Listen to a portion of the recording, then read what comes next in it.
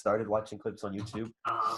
I got super into that. I watched all the free episodes of Monday Night Raw on TNT's website, and then I bought a WWE Network subscription for $10 and watched all of the pay-per-views from the last like couple weeks. So yeah, super deep into it already. I now subscribe to a WWE podcast, and I follow some of the like entrance music playlists on Spotify. So you just get like fully into things. yeah, I'm not. There's no halfway. It's either I'm all in or I don't care, and it's not great because like for school it means I'm either super invested in my class because it's like, oh, I'm creative writing and that's super fun, or I don't care at all about this. I'll do it if I have time. I mean, it's admirable that you like jump in full feet. Yeah. But like, I don't know. Maybe it's just because like I don't like spending money on myself. Like, do you ever have that? Like, I do. Specifically when like I've already spent too much money on myself, or when I know it's like Christmas or like someone's birthday, or like like when I know that like I should be spending money on other people. I like my form of therapy right now is I am sad, I'm gonna buy something to make me feel better. That's always worked out for people. Yeah. I'm not in serious credit card debt right now. Yeah. I was just telling the person I'm seeing right now about this, but like 4 or 5 months ago I was in GameStop, and like I just popped into GameStop, like no intention of buying a game. I was just like, I haven't been in a GameStop in like 3 or 4 years. I should go check them out. Yeah. Because like nowadays with streaming games and stuff, you just download it. Like I was like, how are you still in business? And I walked in. It was more like a Hot Topic than a game store. Yeah. Like they have tons of gaming things, and they had this R2D2. Was it a toaster? No, it was a coffee press. Okay, that's like, weird. It was like it looked cool because it looked like R2D2 and it had the like little wheel wells, and then like sure. I was impressed because the coffee got poured out of his like oil spout. I was like, okay. Oh, okay, and it was like $25-$30, not outrageous. No. And I was like, well, I shouldn't do impulse buys. Like, that's got before. I shouldn't buy it. Okay, I'll come back in like a week if I still want it. And all week, literally, like, I would find myself throughout the day being like, I should have done nothing. So I like went back and like I walked in the door and I walked right over to where it was and it wasn't there. And I was like, no. I turned to the guy and I was like, tell me you still have this like R2D2 coffee press, and he just like gave me a look like, why? Like, of course we would have that. Like, that's sold out instantly. And I was like, do any of the other stores? And he like checked, and he's like, no, I'm sorry, bro. Like, maybe try eBay or Craigslist. Probably get it on Amazon, man. Probably. No, I checked and like I couldn't find. I found like ones that were similar, but it wasn't like this one that looked really good. Okay. They're all like. They look like coffee presses that somebody's like, we painted this like R2D2, we'd probably sell more. Yeah. All right, that's a bummer. Yeah. And so I was like, the one time I didn't do an impulse buy, it like bit me in the ass. Yeah. I had the opposite problem where I had just gotten out of a relationship and I was super depressed. And I started reading this comic book series called Black Science. And the art's really great in it. And I was just online looking at like the guy's pages that you could buy. And I was like, well, compared to other people's art, it's only like $300. It's not that bad. I can like, I'll wait a couple days and then I'll like, if I still want it, I'll buy it. And the same night I was just like, no, I'm buying it. $350, like gone. Yeah. And now it's hanging in my room and it's okay. But that was a lot of like money to add to my credit card like a dumbass. Yeah, I what I've learned is I'll impulse buy with just the cash I have on hand, so that way if I don't have it, I won't buy it. Yeah, that's smarter. Yeah. Yeah. But like, then I go online and I have like my like wish list, like Christmas list is always getting added to just because I'm like, I want this, but I'm not gonna buy it for me. So like Christmas comes around and I'm like, I put it out there and then somebody will buy me something that I like forgot that I put on my Christmas list. And like I get it for Christmas and you have to be happy and like it is something you wanted, but I like open it up. I'm like, I didn't really want this. You don't go back and edit I the don't list. go back and edit it. So like 1 year somebody got me was it like throwing knives? Which I was like, Jesus Christ, man. I want throwing knives, but like I should probably buy them in person, not these stinky ones online. And so I like Yeah. opened up and I was like, thank you. I mildly remember adding this to my list one night. Just unable to sleep, like, oh, throwing knives, that's cool. Okay, so like I know at least my dad will probably watch this, probably my roommate, but like one night my roommate came home and she was like in the kitchen and her and whoever was with her, she was like making food and the kitchen cabinets are on the other side of my headboard essentially. So like every time they closed them, even if they closed them lightly, it made this like against the like thing and it woke me up every time and I got like really upset, like that kind of upset where you don't want to get out of bed. Yeah, all right. And so I grabbed my phone off my nightstand, I like texted her and I was like, could you please close those just a little more gently because it's waking me up every single time. And I don't think she realized I was home because like how we usually tell is our keys are hanging up and I think my keys were probably in my pocket still. I just forgot to hang them up. Sure. So she was like, whatever, we can be as loud as we need to be. And she didn't have her phone on her. So she wasn't getting, I like sent her 3 texts like, seriously, close those quieter. And I could have just like tapped the Yeah, I was wall. gonna say. I could have like walked out and been like, hey, can you just keep it down? But no, I decided to like rage Amazon shop. So I put 80 Jesus square Christ, foot man. foam soundproof things on my Amazon list. I was just like, yes, I'm gonna plaster my entire wall and soundproofing. That'll show them. Are they still on your list? No. Okay, somebody good. bought them. My dad for Christmas was like, here you go, son. And he thought they were for my podcast. He's like, this will help you with your podcast. Because my roommate was like, Were they like thick pieces of like foam or I whatever? thought they were so thick. Like when I pulled them out of the box, they were like this, like seriously, like an inch or 2 thick. And then it was just recently that I pulled one out, and I was gonna hang them behind my TV, so that way my roommate wouldn't hear my TV through the wall. I had let go of the anger, and I was like, that should make it funny. And I went to hang it up, and it split in half, and it was like triangular, and they had just like fit them together for transport. And I was just like, oh, this makes it a lot easier to hang. I thought they were gonna off my entire room if I put both walls. Way to go, man. Way to commit. You got to yeah. edit that list at least once a year. Now, when somebody asks me for my Christmas list, I'm just going to go in and edit it. Like everything that I've thrown on in the entire year, I'm just going to edit out what I actually don't really want. Yeah. Starting with clothes, because like I'll put jackets on there. And I'm like, this looks really cool. And then I get it, and I'm like, this sucks. Like, it doesn't fit right. Like, it's like, I have one, and I meant for it to look like Assassin's Creed, like an Assassin's Creed futuristic type jacket with the like thing up. And Sure. I got it, and I was like, first of all, I'm not built like a mannequin. Second of all, their photographer needs an award. Because, like, I was just like, this sucks.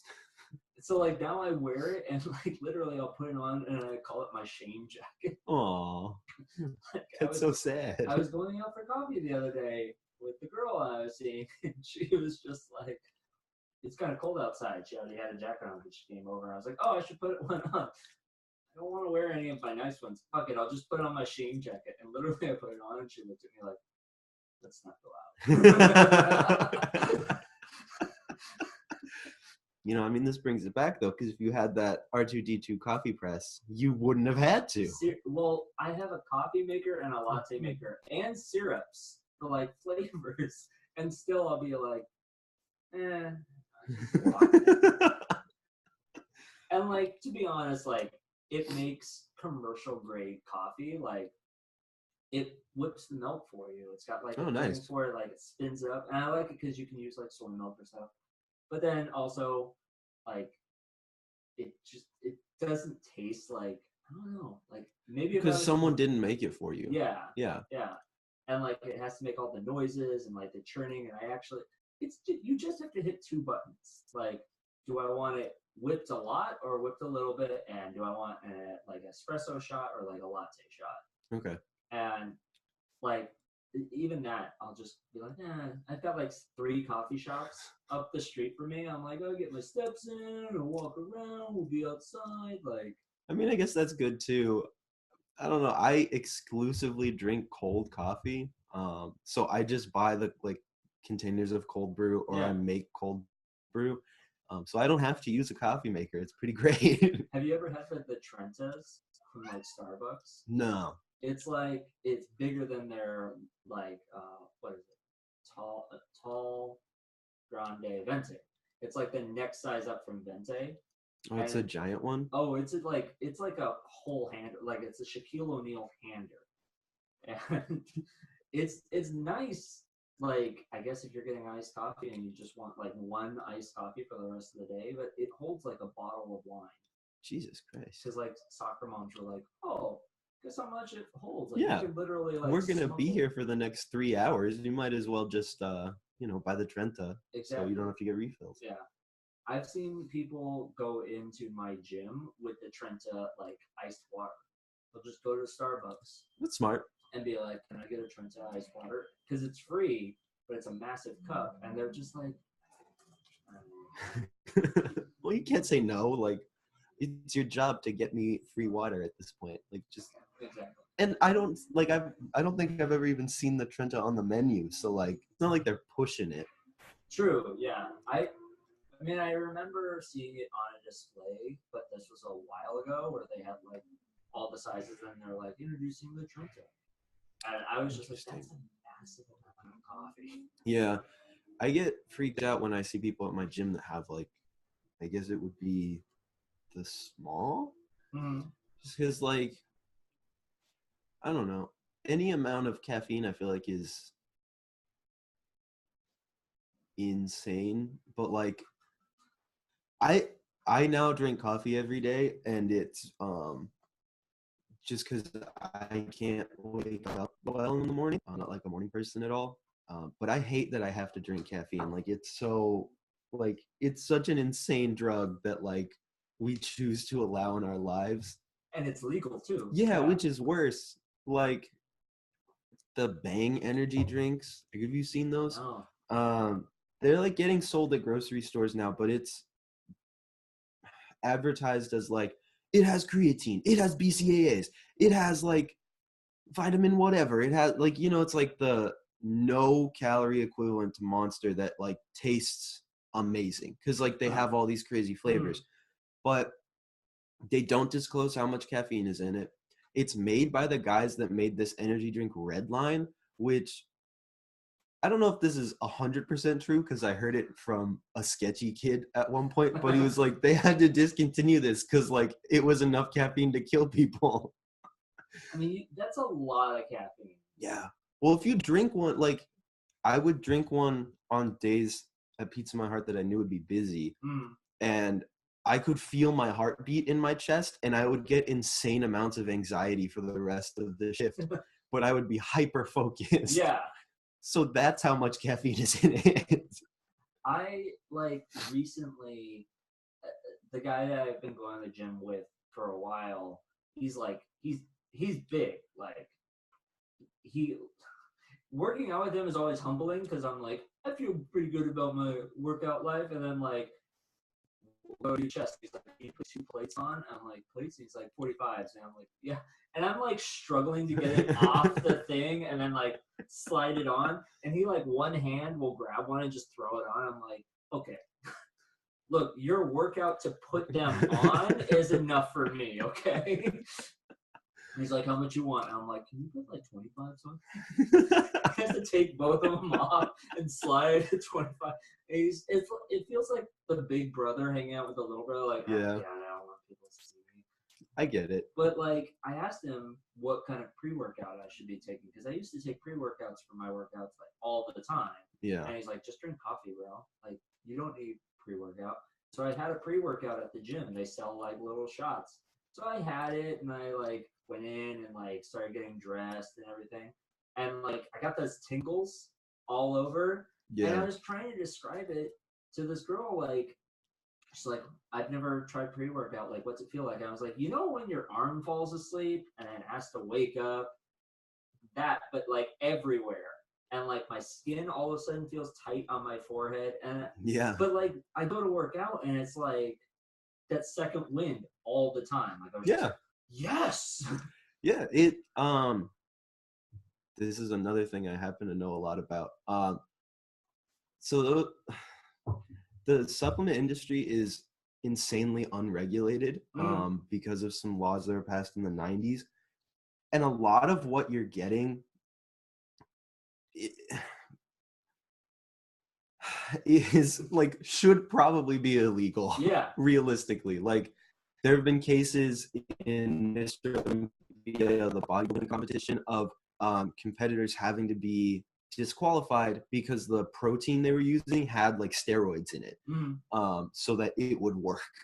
That like the amount of caffeine that comes in pre-workout is insane. Like your training guy's right. Having a cup of coffee is safer than having pre-workout because coffee generally has the same amount of caffeine in it.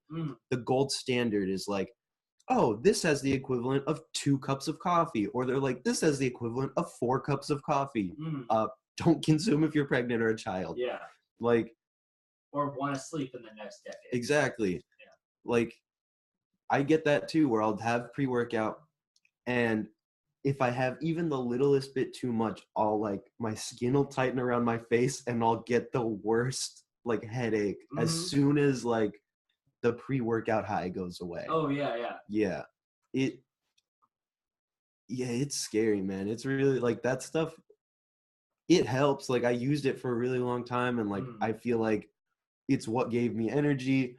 My training partner, like as soon as we started, could bench like 135, and then he went straight to like 185, and I was like struggling to get 135 up, and like that gave me the edge I needed to do it. But like it's so scary to take any of that stuff. Like it's awful for you. It's literally just drugs. It is. And like I have to usually my huge water bottle, it like holds 900 milliliters.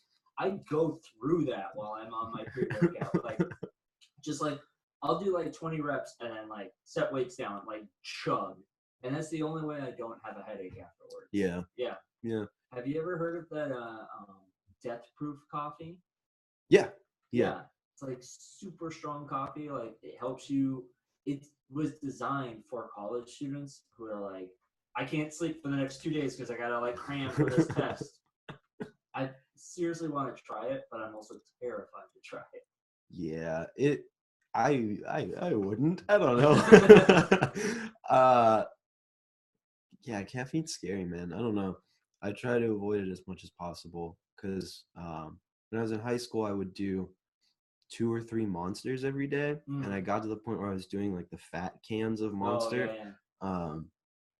And one day I just ran out of money, and I went through a 2-month period of insane caffeine withdrawals. It was awful, and from that point I was like, all right, maybe just cool it on the caffeine, bud. You don't really need it. It's like I heard something that caffeine has a 6-hour half-life. And so, like, 12 hours in is when your body's finally like, okay, we're rid of the caffeine.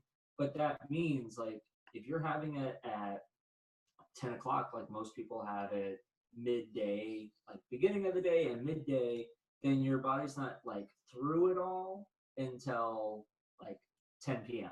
Interesting. So then if you're like trying to sleep anytime before 10 p.m., your body's still like, I'm sorry, we still have the caffeine, or like hold back the melatonin. Yeah. And so that rapid change of like, you're caffeinated, okay, now it's out of your system, now you're trying to go to sleep, your body can't like regulate that like switch. And so it's a perpetuating cycle, because then you're not getting a good enough sleep. So in the morning you need the energy, so you're having caffeine. Yeah. Well, I don't remember. It was like maybe a year ago, but John was talking to me when he quit drinking caffeine, because he would come into work every day and have like a Mountain Dew or like a yerba mate, or like some, caffeine. Yeah. And he was like, yeah, I stopped because I found out that it just blocks your body's ability to feel tired for the period that it is in your system. Mm-hmm. And I was like, that's terrifying. Like, that's why when I like drink it first thing in the morning, my body feels like it's forcing itself to be awake, but my brain is still like, please stop. We're so tired. Yeah. And I listened to a podcast on this like science of caffeine, and it actually tricks your body into thinking it's a sleep drug. Like for the first, when it's like getting incorporated into your brain when you first have it. Okay. It says like, oh, like this is a sleepy drug, and then it blocks those receptors. So it's essentially telling your brain like, yeah, it's time to go to sleep. Like that's why everybody's like nice and like relaxed after they have their coffee, and then it like, oh crap, now I have to get to work. Like it blocks the receptors in your brain, so it can't be tired. So like it's essentially like hardwiring a crack addict. Like you're just like, I can't sleep, I gotta go. Yeah. Caffeine sucks, man. But like I had sugar. Like sugar for me was a lot easier to cut out than caffeine. But I had sugar for the first time last night. Like candy, like raw form. Somebody had like some heart-shaped, I don't know, just like plastic candy things. And I had like one, and I was like, no, I'll just have one. And I was like, oh fuck! I had a handful, and I kept, every time I passed the bag, I would just like pour it out. And it wasn't until the end of the night, like as I was getting ready to walk up the door, that I was pouring it in my hand, feeling, what am I doing? I don't even want this. Yeah. And I was like, it's just like heroin. Like, yeah. Every time I went to answer the phone and the bag was there, I'd just be like, yeah, it's gross. Yeah. I have a really bad sweet tooth. Like I love baked goods. I love candy. I like chips and junk food, but it's easier for me to just be like, I just won't buy it. Like that's fine. Than it is for me to be like, ooh, there's candy at the register. I should buy some candy.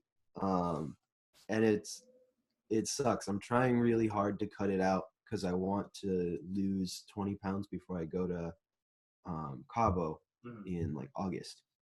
But my girlfriend just bought me a shit, like there's this bakery called Susie Cakes in Willow Glen. Yeah. They make peanut butter cookie sandwiches with like frosting. So for Valentine's Day, she bought me 7 of those. After I told her like, hey, I really need help here. Like I'm trying to cut like sweets and stuff. Back me up. Just if I'm going to buy it, just say, hey, remember Cabo. Simple. And she was like, all right, I got you. Don't worry about it. Buy me 7 fucking of these like 1,000-calorie cookie sandwiches. And I've already eaten almost all of them. Like if I see it there, I can't help it. And it sucks. Yeah. That's I for the longest time I was addicted to that stuff, and I can't have it. Like when I go grocery shopping, I can't buy any sweets. So I know, like, I had a crack addict moment of like I was searching in the cabinets for something, and I found a bag of chocolate chips, and I was just like, oh. And then, like, I looked at the bag like shame afterwards, like it was empty. It was just laying there. Like I was like, I didn't have that many, and I looked down, the bag was empty. I was just like, this is why I can't have sweets in the house. Like I'll just forget. Like if I have the munchies and a sweet tooth, and I go looking for something and I don't have it, then I'm just like, whatever. I'll have something savory, and like I'll make myself a healthy sandwich. Nice. But like any sweets. I'm just like, oh, like there's a bag of candy in there, and I have to keep like pushing it out of my way. And like I gave it to my roommate, and she left it right there on the cabinet, and I was just like, could you please keep this in your room? right? Hide this from me. I can't know where the location is. Yeah. Well, that was a good little tangent, but I guess I should introduce you now. Yeah. Yeah. Well, I mean, it's up to you. That's a random disembodied voice. Yeah, it's cool. It was weird. I was listening to Kevin Smith's podcast, and he had Anna Faris on, and he was like trying to like not give away who she was in the podcast, but the title of the podcast was Anna Faris. Just like he knows he labels these, right? Nah, he's going for the guy that just clicks play, doesn't look at who it is, just blindly listen. Exactly. That's his audience. I never, like, they have a live stream, or they did on their website. I used to just like pop it on because it would just be like reruns of old ones that I hadn't heard because I was just new to the stream. Yeah. And then I would get pissed, like legitimately pissed off when they would like go to a live episode. They're like, it would just stop, like whatever podcast they were listening to, and I'd be like interested, and they'd be like now Hollywood Babylon. I'd be like, what the fuck? I was gripped. There should be an option to opt in and out. Yeah, there should be like just even 15 seconds where it's just in another window and it's like, oh, just click back to it. It's cool. Yeah. That sucks. Or like, we're gonna take you away from blah blah blah podcast, like so that way you can just go and find it in the archives. Yeah. Like, fuck it, I was listening. Absolutely. Yeah. I hate when I have to go to someone's website to like find the podcast I want to listen to. Mm-hmm. Like I know it's expensive, especially when you have a huge backlog, but like fuck you. Just like I want it on my podcast feed so I can just listen to it whenever I want. Like yeah. I hate when people like, oh, every like 10 episodes it goes away, so subscribe to like behind our paywall, and it's like no, your paywall is like $15. I just want to hear this one episode again. Yeah. What, like, come on, man, fuck. There was a meditation podcast that did that. They were like, for the longest time they were free, and I think it was like Meditation Oasis. And like there was one podcast that would just put me to sleep. Like I just put it on. I don't know how it ended. I just remember like it'd be like, close your eyes and listen. I'd be out. And I would like, every time I had something on, I put it on. And then all of a sudden they're like, for our old podcast, join our Patreon. And I was like, fuck Patreon. Yeah. I want to listen to this and fall asleep. And I like listened to one. Admittedly, I was half asleep, but it was a rejuvenation podcast. And so instead of like falling asleep, I would just be like, I am so wired now. My guest today is Mac Thompson, right? Mm-hmm. Okay. And you have your own podcast. Yes. Yes, I do. Yep.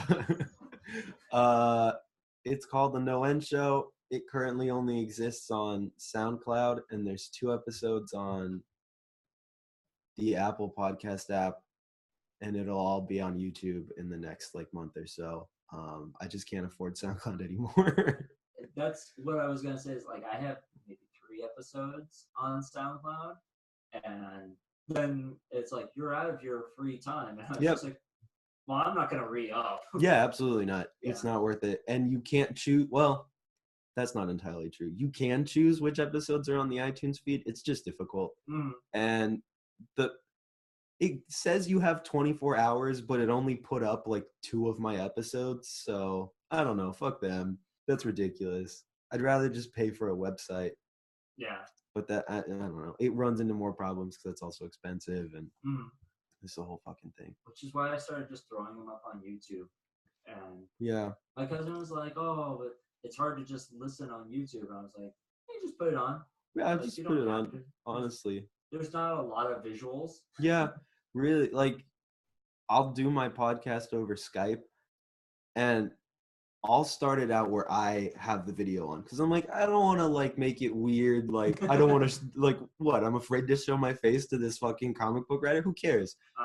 And every single time their video is already like blocked, and I'm like, okay, cool, so I know what this is gonna be. Yeah. So it's like there's no point in making it video anyways.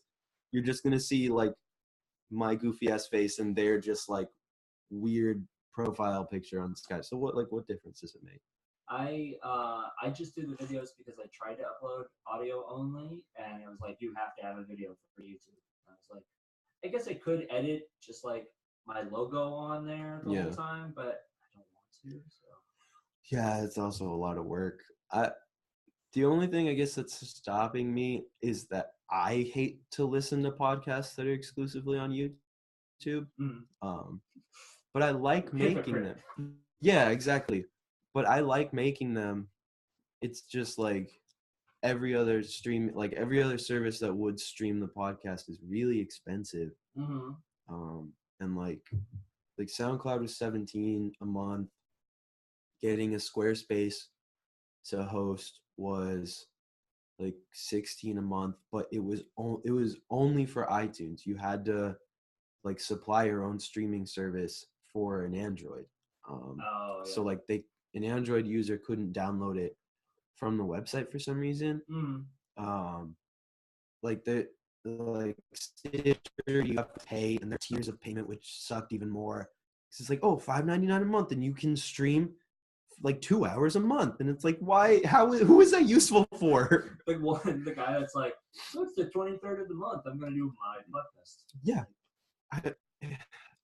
yeah. There's like, it's such a big industry now that there's no cheap way besides YouTube to get your podcast or like video or like music, whatever you want out there in a way that is affordable. Yeah. Like, and my listenership, well, and it's hard enough to get people to listen to like a 30-minute podcast, let alone a 2-hour podcast where my friends and I fucking scream at each other about like movie pitches and shit. So that like there's no point in paying for it when it's just easier to put it on YouTube.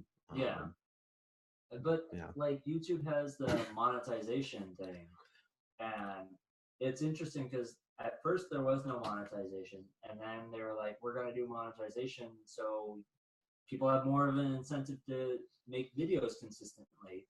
And then they would ask the people, like, do you want to monetize? And some people were like, no, I'm good. Like, I just do this for free.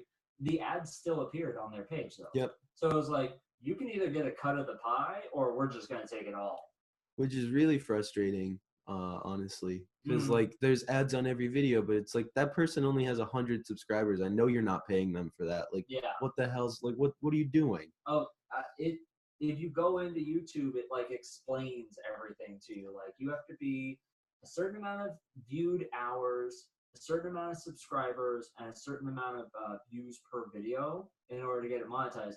But everything before that's just them. Yeah. That's like their, like from a business standpoint, I understand. That's their cut of being like, here's your free service. Sure. Yeah. But at the same time, like, you still make money by having an ad pop up in the corner. You still make money off of YouTube Premium. You still make money, like, and it's owned by Google. Like, they're not hurting for money. So, I don't know. Like, and then the fact that now they're doing it where, like, they can decide what should be demonetized is insane. Because there's no consistency in what is or isn't demonetized. It's just, we decided to flag this video. You're not going to make money on it. And they don't really tell you that it's going to happen. They don't really tell you why it happened. So you can't try and avoid the mistake again or even fix it in the old video. Yeah. Because you don't know what you're looking for. There should be an email of like one of our people, because they have actual live people view the videos. So they'd be like, one of our people flagged it because at this second in the video, we saw something in the background we didn't like. Yeah. Or like you played a video that sounded like another video, so we thought it was copyright infringement. Sure. Well, and the insane thing about that is like, there's a whole, like, and I've done it. There's a whole market of videos that are just, oh, here's a reaction to someone else's video, which is in and of itself copyright because you don't own that footage. Realistically, anyone could say, no, you can't use this. We're going to flag the video. But like it's frustrating that at that point they pick and choose what is and isn't okay. You know, like I've had a video flagged by a company because they're like, "Oh, you used this like trailer." It's like, yeah, but I'm talking about your movie. Yeah, I'm hyping it up. Yeah, exactly. I'm hyping it up, or I'm giving a review. So, like, in what sense can you flag my like video, and like what grounds do you have to do it? Especially since I'm not personally profiting off of this. So shouldn't you be more mad at YouTube for profiting off of this video than some dickhead in his like bedroom that's making trailer reviews with his friend?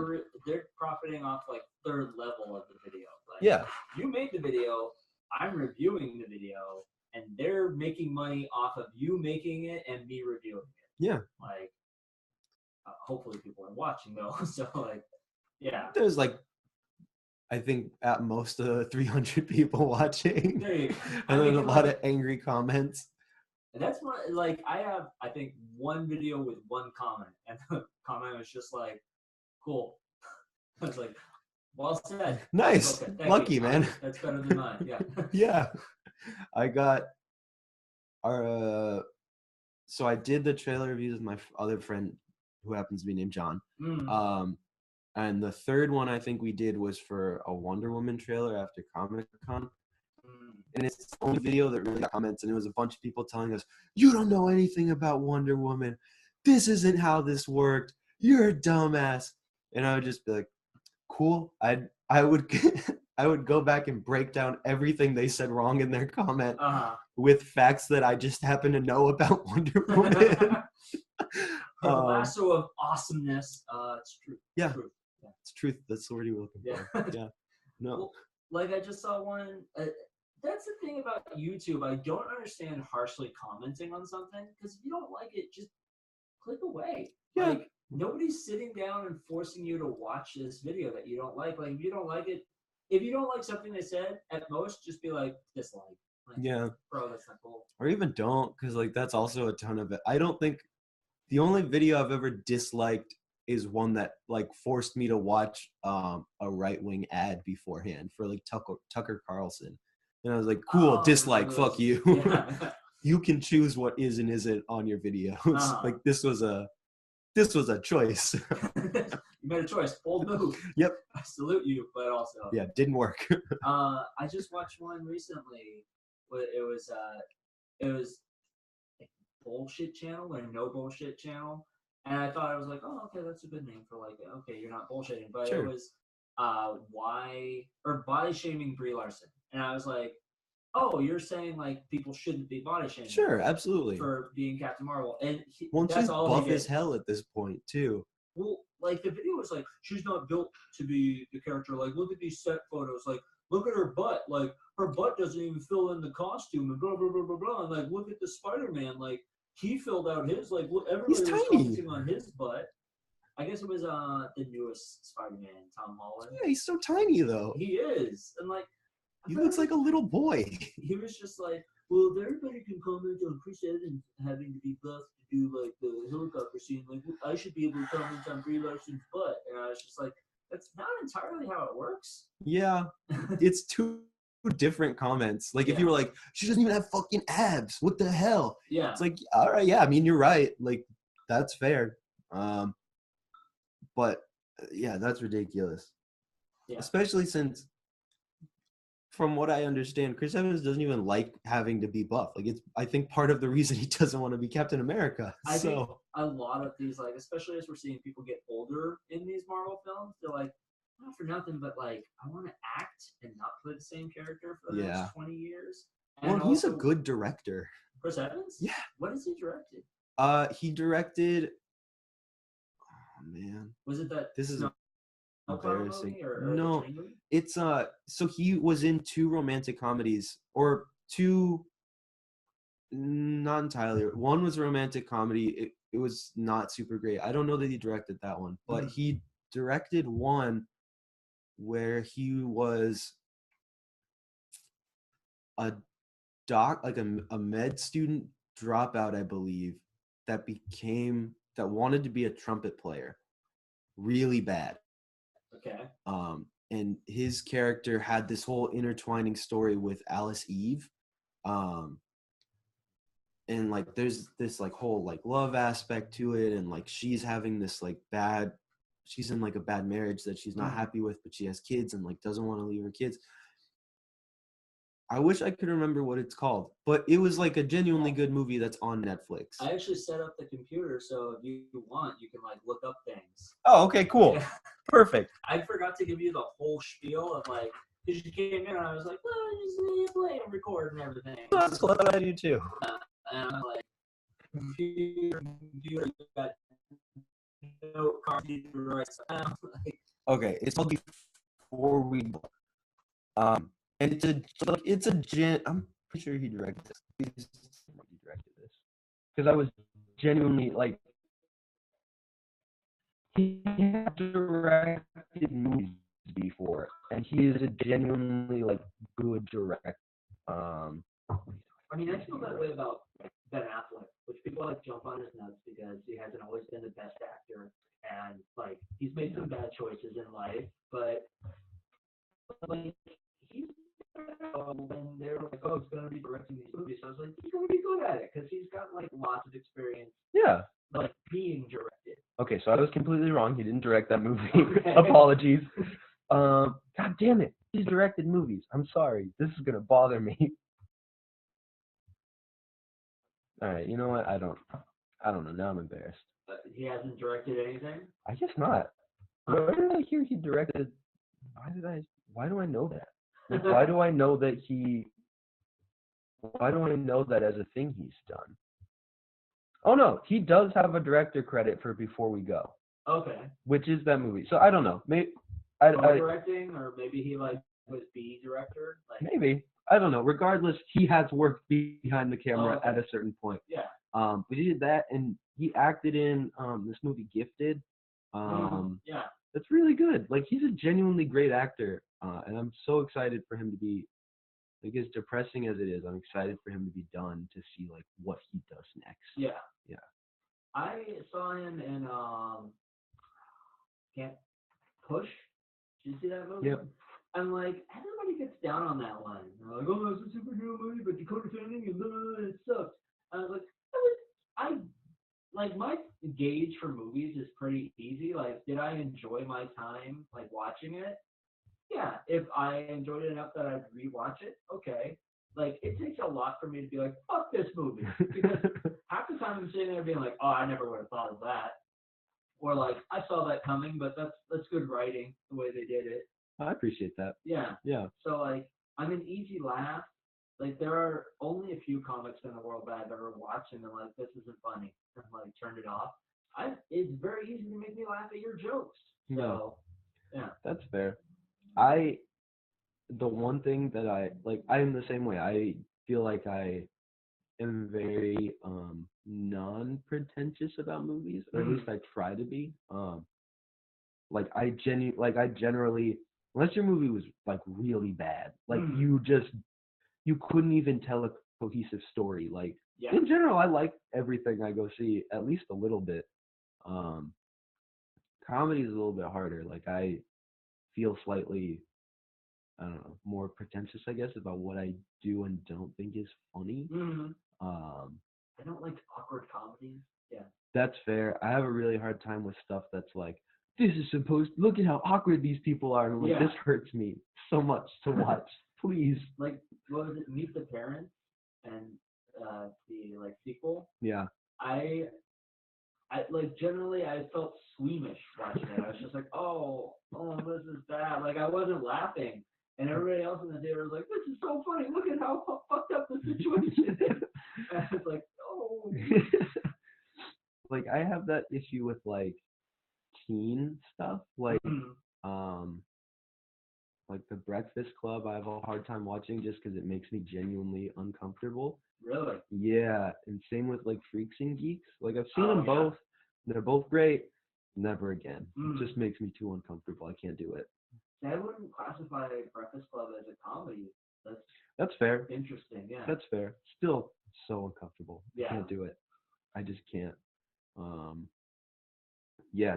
generally, especially now, like if it makes me uncomfortable, I'm good. I'll just go watch something else. It's fine. Yeah, like I don't know what it is, but like maybe it's because I have access. Like never before growing up did we have access to every movie or every TV show like That's fair. in a few clicks of a mouse. But I don't watch things on Netflix anymore. Like I'll watch shows that like come out the new seasons, but I don't. Yeah. I rarely do I like flip around and be like, oh, this sounds interesting. Click. Like I just there's a few shows that I'm like, oh, that does sound interesting. Maybe I'll watch it, but I don't binge watch TV that much anymore. So Yeah. I'm like, it's almost like oversaturation. Like, ah, it's too much. I'm just gonna stick to my 3 shows. Yep. Yeah, I feel that. I every once in a while will just like scrub through like show in like 2 hours just because I'm like I just want to know how like what are the main beats, how does this end. Yeah. But I have a really hard time like committing to like new shows or new movies. Like there's so many. Like I'm fine unless I'm really excited about it. There's no point. Yeah. The last show that I really got into was just Westworld. Like I haven't even seen the second season, but I watched the first season. The only reason why I watched the first 2 episodes, because that's my like limit of like, okay, if you can't grip me in 2 episodes, then it's probably not. That's fair. But the casting call was for people willing to be naked on camera and simulate furniture. And I was like, it's a weird ass casting call. Like, who reads that paper and is like, yeah, I could be naked and pretend to be a chair? Like, I don't know. Yeah. That's weird. And so I was like, I gotta watch this show just to find out because I never saw the movie. So I was like, I gotta watch the show, see why the casting director's like, put this in the ad. Yeah. That's weird. How does that work as a casting call? Like, does that person have to come in and the casting director is like, look, this is weird for all of us, but you have to be naked right now. Can you take your clothes off? Cool. Can you pretend to be a sink? Yeah. Can you pretend to be a couch real quick, or a bar stool? How are you at being a dishwasher? What's my motivation? You watch this.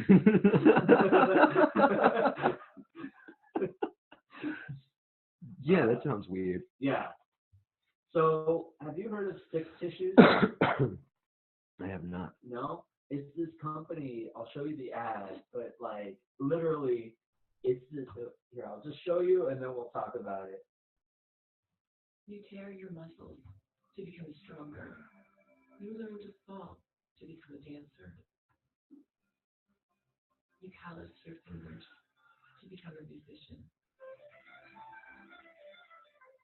Why is your immune system any different? Introducing a tissue powered by the human body for the human body. Ew. Keep your immune system feeling like your immune system. Days. So, you use tissues? that's yes. Like that was my big revelation is that like you see her pull the little thing out. I won't show the ad because it already talks about copyright infringement. But like go and like people watching, you can go and look up this thing. You see her pull it out of the like nicely decorated, looks like an apple. Like, Yeah, it looks nice. And then like a petri dish. And she pulls it out and apparently it's I thought they were like tissues with some kind of like live virus in them. They're used tissues. And they're selling for $80. Gross. Super gross. Like, the science behind it is really flawed. Like, yeah. Well, that's why people don't get vaccines. Because they're like, oh, I can do this for $80. Yeah. Well, that's their main market is like people, unvaccinated people who are like, oh, I'll make myself sick and then that way I'll have immunity. But you're gonna die. I'm sorry, the person who flew into your tissue, they had Ebola. Yeah, you're fucked, dude. I'd go see medical attention. Yeah. No, it's like I was looking into it, and the problem with it is there's no one common cold. There's like 800 different viruses, And so, yeah, you're making yourself sick, and maybe you have an immunity built up for one, but then there's other like 799. One, like, how do they know what they're giving you? You know, like, they have these tissues, but who is to say that they're all for the same thing? Like, that person could have like a stomach bug, or they could have like a head cold, or maybe they just had allergies. Like, Yeah. where are you getting these They tissues? just Like, had some spicy food yeah. with their nose. Are you taking these tissues from the garbage? Like, where do they come from? I want that to be like on a resume. Like, what was your former job? I was a tissue extractionist. Interesting. So like medical tissue? No, like I would open up a dumpster, wade through the garbage, and pull out tissues. I and was hope for the best. I was responsible for going to the doctor's office and sorting through their trash for $300 a week. I pricked myself with so many needles. I'm either gonna turn into a superhero. Or I've got a week to live. Oh no, that's gross. See, I laugh at that, but I'm like, is there a market for me just selling my tissue? Because like they sell it for $80 a tissue. Like I'm wondering if I could just get sick and be like, here's $120 worth of tissues. Can I have my money, please? I mean, you could ask them. They might hit you up for it, but like, that's disgusting. That's awful. The things that like are advertised on YouTube are insane. And that was like a professional grade commercial. That wasn't right? bad. So, I mean, as far as commercials go. Yeah. I thought the reasoning was kind of silly. Like, you work out, so, like, you tear your muscles so you get stronger, and, like, you callus your fingers so you get better at playing the violin, and, like, you fall down so you're a better dancer. So now make yourself sick. Like, you're not going to get to The be super comparisons aren't clear. Because, like, I thought, oh, Vave tissue, it's like a patch you put on and it, like, heals muscle tissue faster or something. Or, like, it strengthens muscle tissue. So, like, you can put them on your fingers Yeah. and it emulates calluses while still helping you build up calluses. Like, oh, that's You're fucking on to the $1 million idea. That's what we need to I don't make. think that's possible, but that's amazing. You know, like, like those comparisons are just bad. Yeah. Yeah, I feel like that's definitely a Silicon Valley thing. Like somebody was just like, I don't vaccinate my kid, and like, oh, I know, this will be genius. Like, I'll just get sick a week before vacation, and then on vacation I don't have to worry about it. Yeah. Like, well, unless you got the flu, in which case you're sick for into your vacation. that would suck. Like, I thought I was getting the cold. I've got the flu. Like, it's been a month. What the fuck?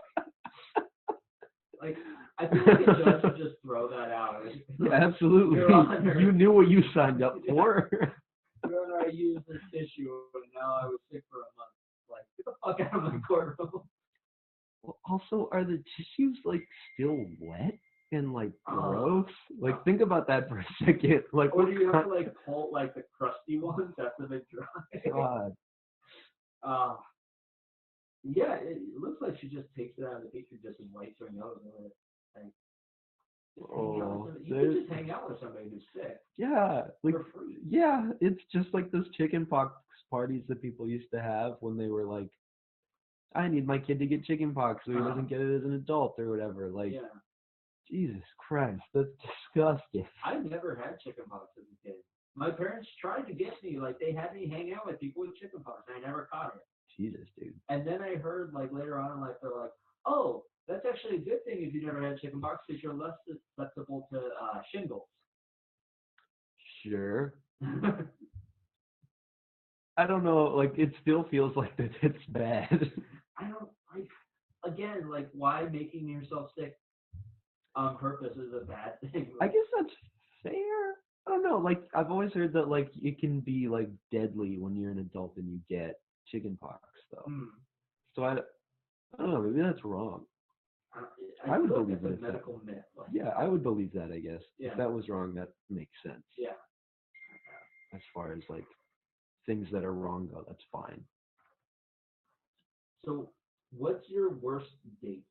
like that's, that I've been on. that you've ever been on, or like even dates that you've had and you're like, this person's not having a fun time. I have two. One I'm more hesitant to tell, but one I was working at the Pizza in My Heart in I was working at the movie theater in Campbell, the Pruneyard, before it got remodeled. Mm-hmm. And I had a crush on this girl that worked at the Pizza in My Heart for like a year, like a long time. And I'd been like, I'm really awkward and like shy, and I don't know how to talk to people. So like I like quietly like I just like quietly creeped for like a while, unfortunately. And like I worked on it. I would like say hi, or I would like try to like start little Really build them conversations. up. Yeah, I was like, this is how you do it. You have to like build rapport. Uh-huh. So I was like, I'll just like talk to her just a little bit, you know, nothing crazy. So I like talked to her, and I talked to her, and I got a name, and I learned more about her. And then my friends were like, you need to just fucking ask her out. Like, just go for it. So I asked her out, and she's like, yeah, absolutely. Let's go out. And I'm like, cool. Like, can I get your number? Yeah. Like, you know, exchange numbers and whatever. Um, and at this point, I haven't been on a date on like I'd been on like a double date, which I feel like counts, but to a lesser extent, because like I didn't set it up. It was like a blind double date. Oh, okay. Blind double date? So like neither of you knew who you were? Yeah, I had no idea who she was. My Oh. friends were just like, I have a friend you haven't dated in 2 years. Just meet her. I was like, cool, fine. That's fun. So like I hadn't planned a date on my own in a long time since I was in like fucking high school. So I go on this date, and I'm like, I don't know what we'll do. She lives downtown, so I go, I pick her up downtown. I'm like, do you want to like get some food? And she's like, I'm not really hungry. I don't know. Like, let's whatever you want. I'm like, cool. I don't know. All the pressure on you. Yeah, I was like, all right, let's downtown's really nice. Let's just walk around and like we'll talk and get to know each other, you know, like that's I mean it's, you know, a low key date, but that's not really like I feel like it doesn't matter what you do on the date as long as you're having fun. Yeah. So we walk around for literally hours, like 3 or so hours, just wandering downtown. I found shops that I have never since been able to find.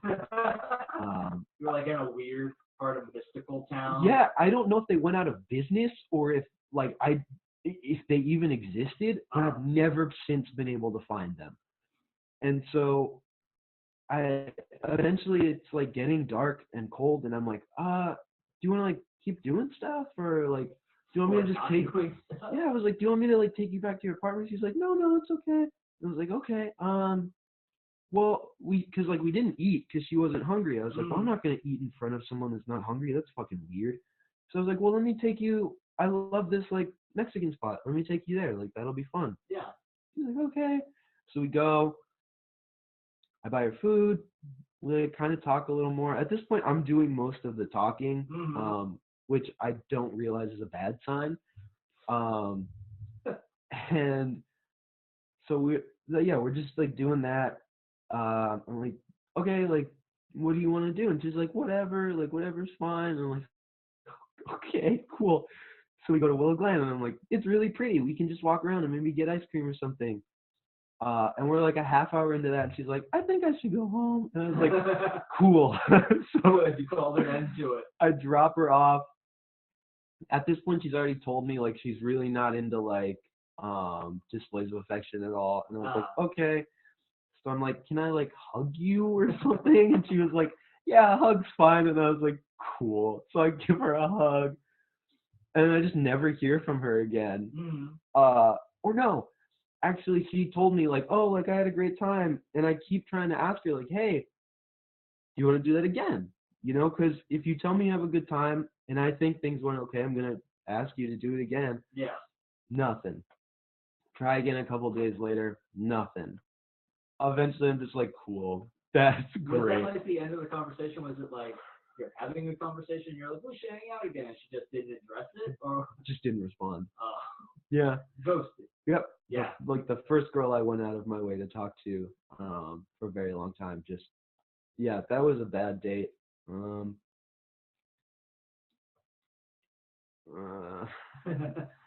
I don't know. I'll tell you, mine was the worst date I've ever been on was the first date after my divorce.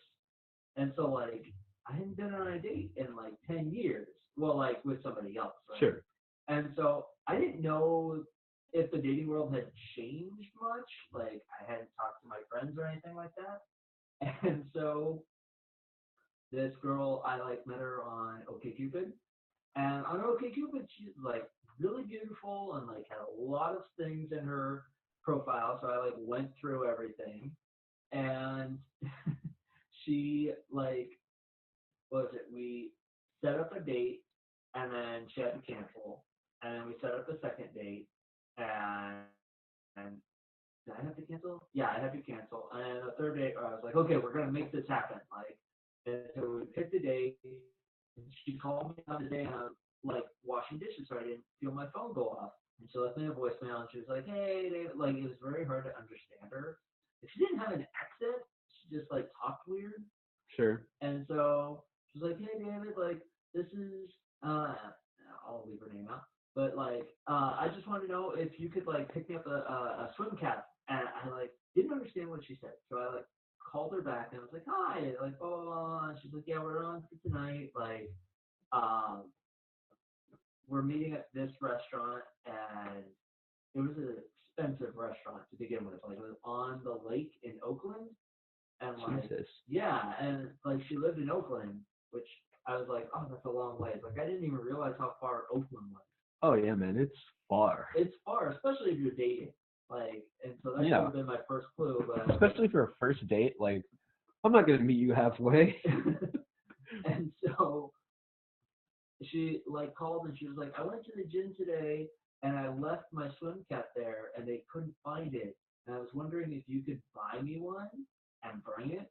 And I was like, that's weird. But then I was like, maybe it's a cute story someday. We're at a cocktail party, and they're like, I'm like, everybody brings flowers, but I brought a swim cap. Like, ha ha ha. And so I asked my roommate at the time, I was like, is this normal? Like, girls ask guys to bring, and she's like, no. Like, that's weird to ask It's somebody. weirder that you thought that was normal. I You were know, like, I is did. that cool? Is this cool? And so like I went to Big Five, I bought her a swim cap, I like showed up in the suit. On the way there, she called and asked, or she texted me and said, when you get here, I'm gonna have you trim some flowers. And I was like, I'm in a suit, like I don't want to do yard work. And More she's than like, fair. oh, okay, yeah, that's cool. So she like as I'm getting into Oakland, she texts me like, don't come to my door, meet me at this corner because my landlord is here and I don't want him seeing me get picked up. And I was like, this sounds suspicious. I pick her up, she's literally posed against the sign like a model photo, like leg up, like staring off. And I just like pulled up, and I was like, hi. And she was like, David? And I was like, yeah. And she like got it, and she's like, this feels like an Uber ride because you picked me up on the corner. And I was like, Don't say don't say that. that. I was like, here's your hat. And she's like, oh, thanks. And blah, blah, blah, blah. We get to the restaurant, and like, it was just like, it felt like I was hanging out. Like, it literally felt like a blind date, even though we had talked like several times over the course of like 3 weeks. And she was just like, I'll tell you what really did it for me was towards the end of the night, I mentioned Batman, and she was like, who's Batman? And I was like, you don't know? How do you not know who Batman is? Like, I can understand if you don't understand, like, Batman as a hero. You're like, oh, I've heard of the name, but I'm not into comics. She was like, no, who's Batman? I was like, like Batman and Superman. She's like, who's Superman? I was like, who are you? That's a bad sign. It's a bad That girl sign. grew up on a compound. Yeah. And so like at the end of the night, it was that awkward, like she was like, well, now that we're done with dinner, could you cut those flowers for me? And I was like, sure, whatever. I know I'm not gonna see you again. And so like, I went and cut like flowers, and she's like, thanks, I like having fresh flowers in my room. I was like, cool, I'm gonna leave. And she was like, I wanna try kissing you. And I was like, okay. And so like it was the most awkward kiss because it was literally like she tilted her head and stuck her face out and then opened her mouth. And I was like, I guess this is how you initiate kissing on your planet. So I kissed her, and it was literally like kissing like a fake mouth that would have been mounted on a wall. Like she didn't move, she didn't react, and I was just like, okay, I'll see you later. And she's like, okay, bye. I got in my car, and she texted me like the next day. She was like, I had a lot of fun. Thanks for taking me out. I was like, anytime. Have a good life. But I was like, yeah, it was a lot of fun. And she was like, if you're ever in Oakland, like, let me know and we'll go out again. And I was like, no, please go. I'll let you know the very next time you're there. She was this, like, sweet person, and it was just I didn't understand people who say like there's no chemistry until like I've gone out on dates and they're like, there's no chemistry. Like there's nothing happening here. Yeah. I enjoy you as a person, but I don't enjoy your company. Yeah, I feel that. Yeah. I feel like there's also a difference between like chemistry and having things in common, which took me a long time to figure out. Like, you can have a ton in common with someone, but it doesn't mean anything if like you like don't vibe with them as a person. Yeah. Like my girlfriend and I, she doesn't really like a lot of the same things I do. We have completely different like outlooks on life and ways that we approach situations. Everything like we're just like complete opposites, but we just have good chemistry. And like it took so long for me to realize how important that was. Like going out on all the dates that I did, like in the past like year or so, only taught me what red flags to look out for. And so like now the person I'm seeing, like I told her the only red flag is that I don't see any red flags. Like I'm like, that's I guess a good thing, because like going through a divorce, going through like seeing several people, you start to be like, oh, okay, look out for this. Yeah. Look out for that. Like, and yeah, we don't see eye to eye on a lot of things. Well, we do, but like we come at it from different angles. Of, Yeah. like, I agree with this because of that. And she's like, well, I agree with this because of this differently. So I'm like, oh, you're thought of it that way. Yeah. But yeah, there's like, I'll ask the red flag questions. Now, I mean, I don't consider myself actively dating as of now, but like when I would just hit people with like, this is my emotional baggage, this is my red flags. Like, if you don't like it, just walk away, because I've already wasted some of my life like dating somebody. Jesus, you were one of those. But then like, yeah, I realized that I did that. I went out on a date with somebody who was really nice, and I still consider her a friend. But like, I did kind of come off to like, this is all my shit, like, deal with it or don't. And she was like, I don't want to. And I was like, oh, maybe I should like ease people into it instead of being like, how's that feel? Here's this roadblock. You can jump over it. We can hang out. Do you know how to rock climb? Get over that and we'll talk. Why would I want to? You haven't shown me the good parts of you. Yeah, like, exactly. oh, yeah, I should probably like sell myself first. Yeah. Yeah. Yeah, I get that. I mean, like dating. It took like it also took me years to realize what like abuse was in relationships. Mm-hmm. Like receiving and giving. And like now I know how to communicate and like be honest and like tell someone like, hey, please don't do this. Like this is a red flag. Yeah. You know, like I've had people use this in way worse ways. Please don't do that. You know, like and that feels really good, honestly. Like I don't know, it taught me a lot, I guess. But yeah. So speaking of dates, like recently I got taken on a date, which was really like nice is usually, especially in our society, it feels like men always have to be the ones that are like, Yeah. let me take you on a date. Like it was really nice to be like told, I want to take you to one of my favorite places, and like I've got everything planned out. You don't have to worry about it. I was like I was like, but it was literally just touristy stuff on Pier 39 in San Francisco. Nice. And I realized like I usually don't do touristy things. Like Monterey, I did like Cannery Row. Sure. Like, but now when I go there, I don't do touristy things like I do off the beaten path stuff. But like, how about you? Are you a touristy kind of like? Because people say it like it's a negative thing. Like Winchester Mystery House is so touristy. And I'm like, yeah, but it's still cool. Like, I just had that conversation with my little sister yesterday. I know. That's why. Yeah. Well, so my girlfriend isn't from here. She's from India, down in the valley. Okay. And she's only lived here for like 3 years, or maybe 4 or 5, actually. Sorry. We've been together almost 3. And before she met me, she really didn't like venture out too much from like the downtown area.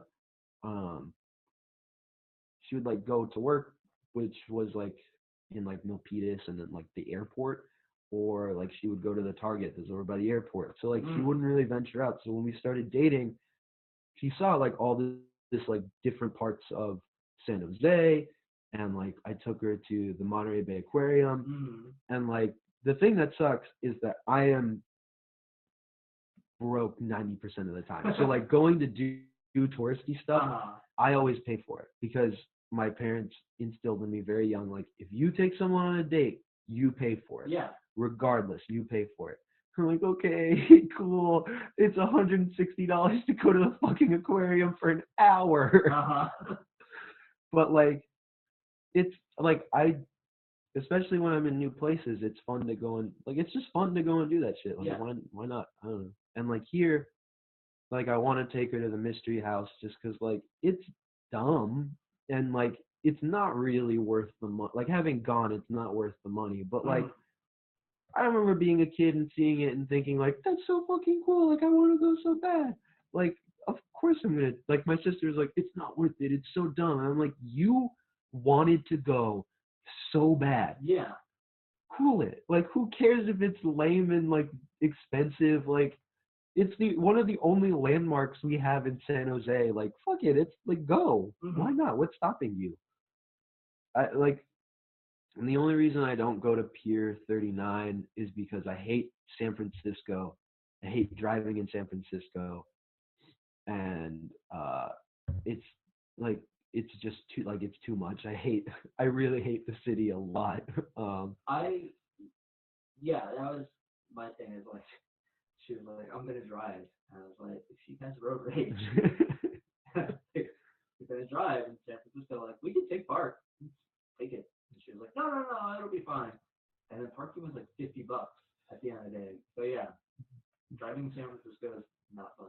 No, I not only get really bad road rage, which I inherited from my dad. I found out a couple days ago. I also like I had a car. I had a Honda Civic maybe 5 years ago. Great car, not powerful in any way, shape, or form. I was on this steep fucking hill in San Francisco. I was maybe a year into driving. I had a friend of my dad's in the passenger seat, my little sister in the back, and the guy's son behind me. My dad is in my current car, Mazda. He gets up the hill, no problem. My car can't get up the hill. Like I'm stuck. I'm like trying as hard as I can to get it to inch up the hill, and it won't do it. And I'm like, oh my God, like what the fuck are we gonna do? Like I'm freaking out. The dad's like, hey, it's cool. Don't worry about it. Just like go slow. You'll get it there. No one's honking at you. No one cares. They get it. The kid behind me is screaming and freaking out like, Dad, what the fuck is going on? What's happening? My sister is freaking out. It takes like 5 minutes to finally get the fucking car up the goddamn hill. And then there's another one. Yeah, there were. And so now I get like the worst anxiety driving anywhere in San Francisco because I'm afraid there's going to be a hill. Like I don't have that car anymore. I haven't had it for like 4 or 5 years, but like I can't drive in San Francisco anymore because of it. I hate it. I hate it so much. So I get really angry and really just like upset and flustered. It's the worst. It's like in her car when she drove, it wasn't like the power was not the issue. It was the like going up this hill, and her car's like so far back that like you would go over the hill, and it was like, oh, is there another person? And then like coming down, we would go down, and it was like, oh, are we gonna just like scrape on the bottom of the hill? They're so steep. Yeah. And there's no like mirrors or anything. You can't see if anybody's just like parked. Yep. Yeah. Yeah. I hate San Francisco. Yeah. It's the worst. I don't mind doing the touristy things. It's the after, like going to it a second time. Like we were in San Francisco and we went to San Francisco Dungeons, if you've ever been to that. No. It's like the dark history of parts of San Francisco. Oh, okay, cool. And so it was like really fun the first time I went with my ex, my current roommate, and her ex. And we all went, and it was like a big crowd. It was Saturday or Friday or Saturday. And like you're in these different rooms with different actors, and they're like talking about all the like tortures that happened there, and like people getting pressed into like sailors. So they like were sailing to Japan, like they would just wake up from a night of drinking on a ship, and they're like, cool, you can either go overboard or like you can help us get the ship to Shanghai and back, and different things like that. And each room had a different actor, and like there were like jump scares, like they were very good at what they were doing. And then we went on, was it like a Tuesday or Wednesday, and like it was not like there were parts where the lights would go off and like a guy is supposed to be like in your face, like the actor is supposed to like appear in your face, and then like light flickers off again, and he's like in another group's face, and so like you're hearing these different screams and stuff. It was us and 3 other people, and so like, and I could hear, because there was like the room was empty, I could hear his feet like scurry up to us, and so I was like, light came on, and I was like, bro. Poor guy's just doing his best. He's like, it's not my fault. This is a small group. Shut up, okay? Have more friends. Just suspend your disbelief, man. Come on. I'm getting paid minimum wage to try and scare you with the lights. Yeah. I have to turn them off and on myself. You know how hard that is? I haven't had anything to eat in a week. They pay me per light switch. But like, and then I did the mystery spot on a date like months ago, and I remember the mystery spot being like, oh, this is so much fun. I did it with her, and she was like, oh, this is so much fun. And I was like, this is so stupid now. This is the second time around. Like, well. Yeah. Yeah. I guess like the fun thing about it is going with someone that hasn't gone. That childhood wonder. Exactly. Because like that's why I want to go to the mystery house, and like why I kind of want to do the mystery spot and like other like touristy stuff, just because I know like she'll have fun, you know, and like that's more fun. Like I don't like I'll pay for it if I know she's gonna have a good time. Like it doesn't matter if I'm gonna have fun or not. I don't really care. But if I know my girlfriend's gonna have a good time, then absolutely, why not? You know. But why is it like Disneyland? I feel like doesn't, like every time I go to Disneyland, I still get the childhood wonder. Really? Yeah. Did you? No, you.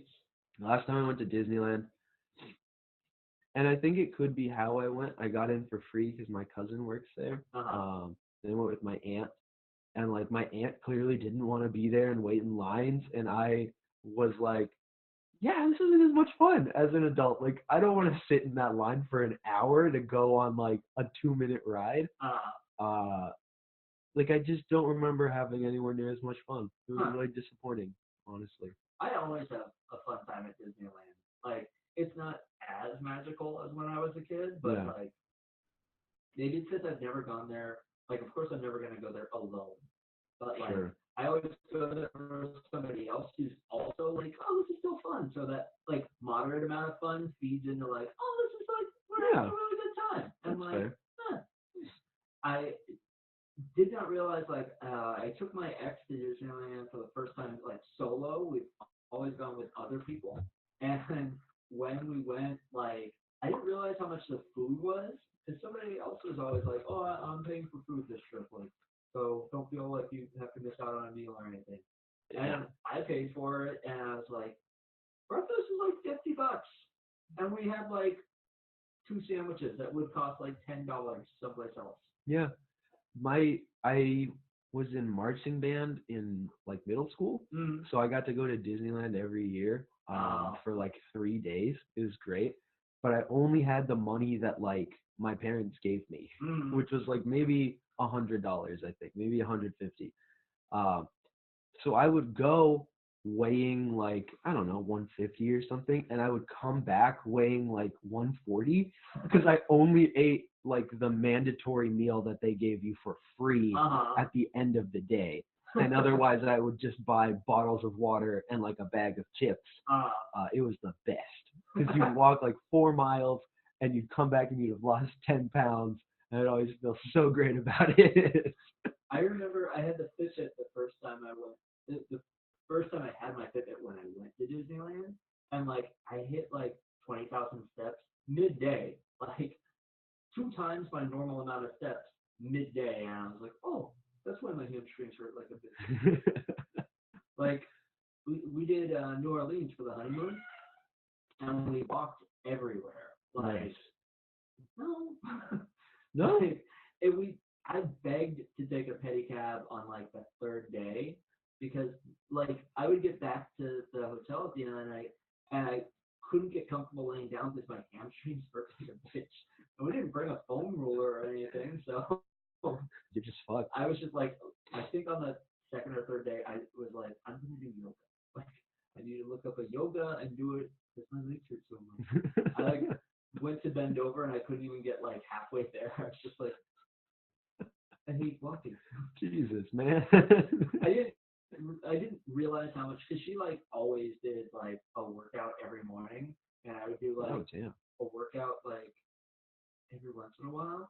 Like I did Insanity leading up to the wedding just to look thinner, but Sure. like that's a lot of jumping around and stuff. It's not a lot of weight, so my Yeah. hamstrings weren't that like strong, and so I didn't anticipate there was going to be so much walking to New Orleans, but like we spent most of the time in the French Quarter, and it's all Okay. walking there. Like it's just all up and down every single street. Yeah. Yeah, Yeah, I can see that. yeah, Never been to New Orleans. I Yeah. want to go. it's fun. It seems fun. Yeah, It seems like that. I mean, that's the touristy thing, you Mhm. know? But like, it also feels like there's a lot of history there at the same time and like a lot to appreciate. So Mhm. like, yeah, why not? Why not go? yeah.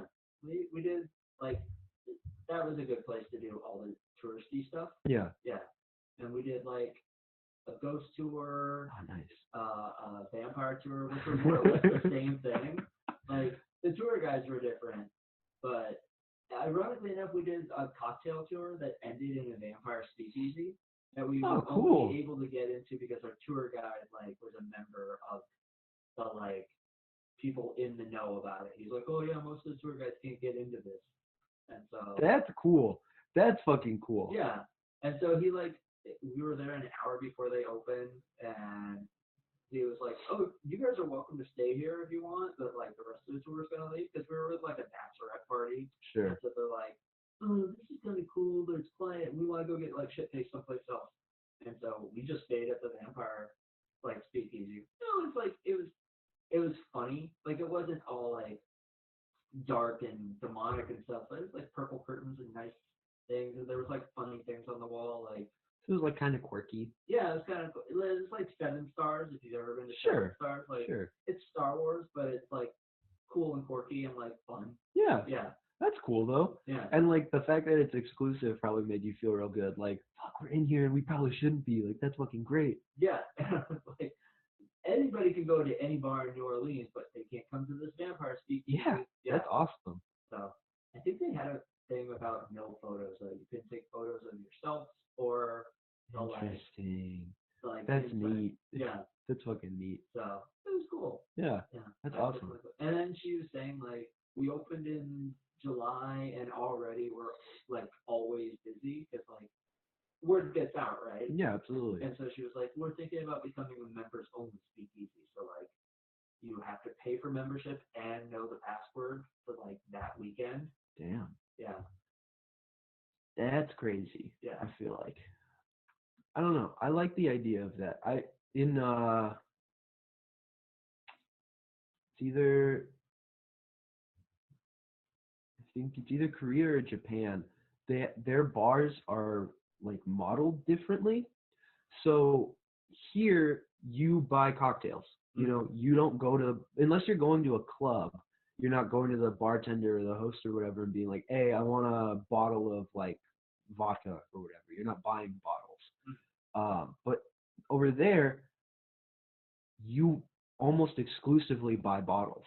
So that's where your profit comes from because you're selling a bottle at markup. Because you had to either probably have it imported because they love like American like alcohol. So like, you know, I'm completely blanking on alcohols, but like Johnny Walker and stuff like that. Like the bottles go for like 200 American there, and they buy the bottle, and the bar keeps it.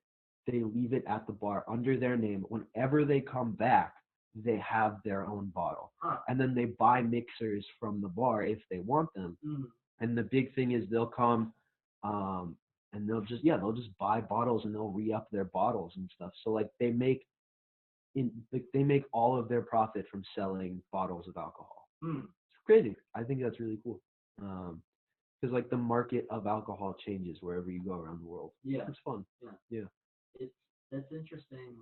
So like I find it fascinating. There are certain, like champagne can't be called champagne unless it's from Champagne, France, or like a certain radius around it. Yeah. Every place else it's sparkling wine or Prosecco. And same thing with tequila. Like tequila can't be called tequila that's grown outside of Mexico. So somebody gave me some Japanese tequila, like it was grown agave plants and like same thing. And I was like, what's the difference? And they're like, it's from Japan. And I was like, why does that matter? Like it didn't taste any different. If anything, it tasted a little bitter, but I was like, interesting. It's trying. Yeah. But like, yeah. So it's interesting that Japan would be like, oh, Americans like whiskey, bourbon. Yeah. Yeah, that's another thing I got super deep into, like alcohol and craft cocktails and bartending. So that was one of my other interests for a while.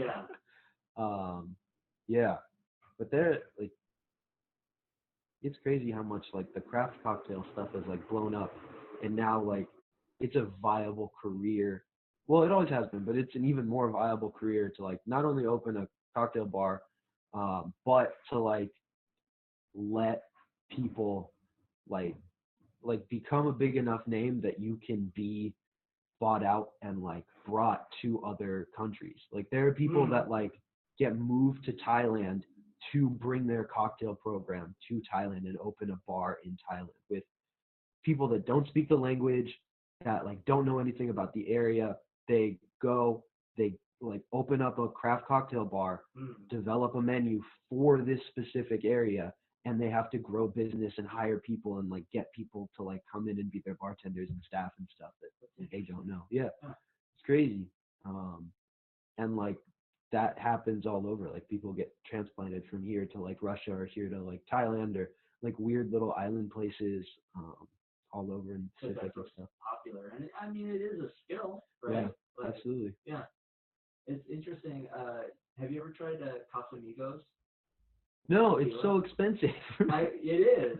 Yeah, where you work right now, they actually have it. Yeah. Because I had it there. I'm not allowed to drink there, I don't think. You're not allowed, even in your off hour? Like, I don't want to go there when I'm off oh, work. I mean, like if you get off in the morning, you could just be like, oh, I'll have a drink now. I did that. I guess I could actually. I could probably ask. I did that once at my old Pizza My Heart. Like we were having this like club meeting, Zianza like karate club that I was part of. Mm-hmm. We were just gonna have it when I was off, and I was like, cool, like just come on by. And we ordered like beers, and like I went and sat down with them and started drinking it. And like my supervisor came over and he was like pissed. He was like, actually, you have to take off that shirt if you're gonna have beer here. And I was like, why? Like somebody's gonna see me drinking and be like, oh, he's still on the clock. He's gonna go drive after this. So like, with no shame, I was just like, okay. And I always wear 2 shirts. So I just whipped it off, and he was just like, I guess it's okay. And I'm like, I'm off the clock. You can't tell me what to do. Regardless, what difference does it make? Like, Yeah. it's your choice if you want to drink anyways. Like, who cares? Yeah. Just drink. So I called the district manager and tell him like, Ashby's drinking a beer in the store. Is he off the clock? Yeah. Why am I having this phone Did call? he pay for it? Did he pay Yes. for it? All right. Cool. That's a shame, I guess. He drinks. That really sucks for you. Better hope he doesn't get drunk. No, but Casa Amigos, George Clooney owned that company. Yeah. Started it, and he sold it. I think it was last year. It was either last damn. year or this year. But he made like $10 million from acting last year, and he sold the company for over like $10 billion. And so like. Fuck you, George Clooney. Yeah, he made so much money. And he started the company relatively cheap. Like his friend was like, oh, I'm starting a tequila company. And George was like, I'll get in on that. So That's awesome. yeah. I really want to try Ryan Reynolds' gin. Oh, that's right, yeah. Yeah, I'm not a big gin guy, and I actually don't drink much in general, but celebrity alcohol, why not? Yeah, Especially Ryan put Reynolds. the name behind it. Yeah. Yeah. Like, you gotta trust it at least a little. Mm. Yeah. And then there's other celebrities that have like different alcohol brands, like Steve Amell, the guy who plays Arrow. Oh yeah. He has Notting Point wine. Mm-hmm. Like so, I didn't know what Notting Point was. It's literally the point in the arrow or in the bow and arrow where you put the arrow. Really? Yeah. That's like, crazy. that's what it's called. Dude's committed to that gimmick. And he like works out. This is my roommate.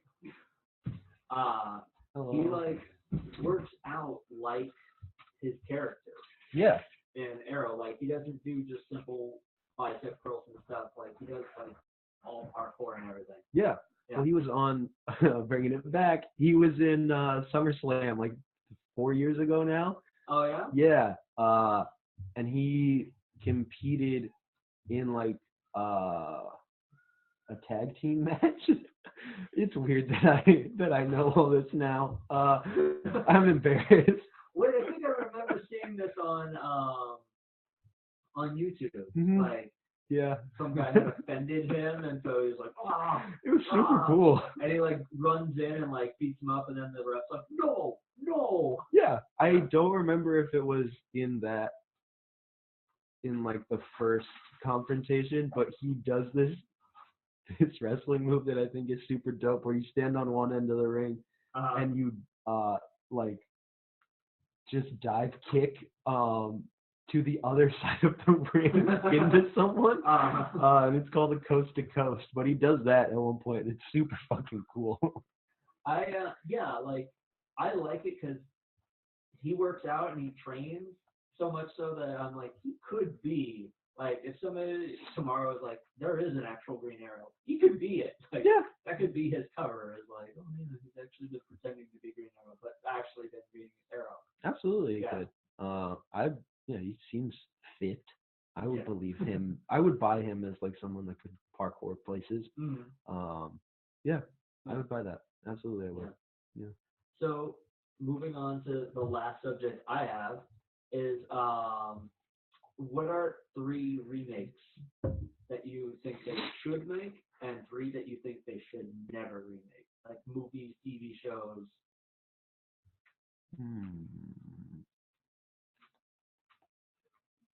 That they should remake. Um, so Parker, I'm gonna list them first and then I'll explain them. Okay. Uh, Parker is one that they should remake. Um,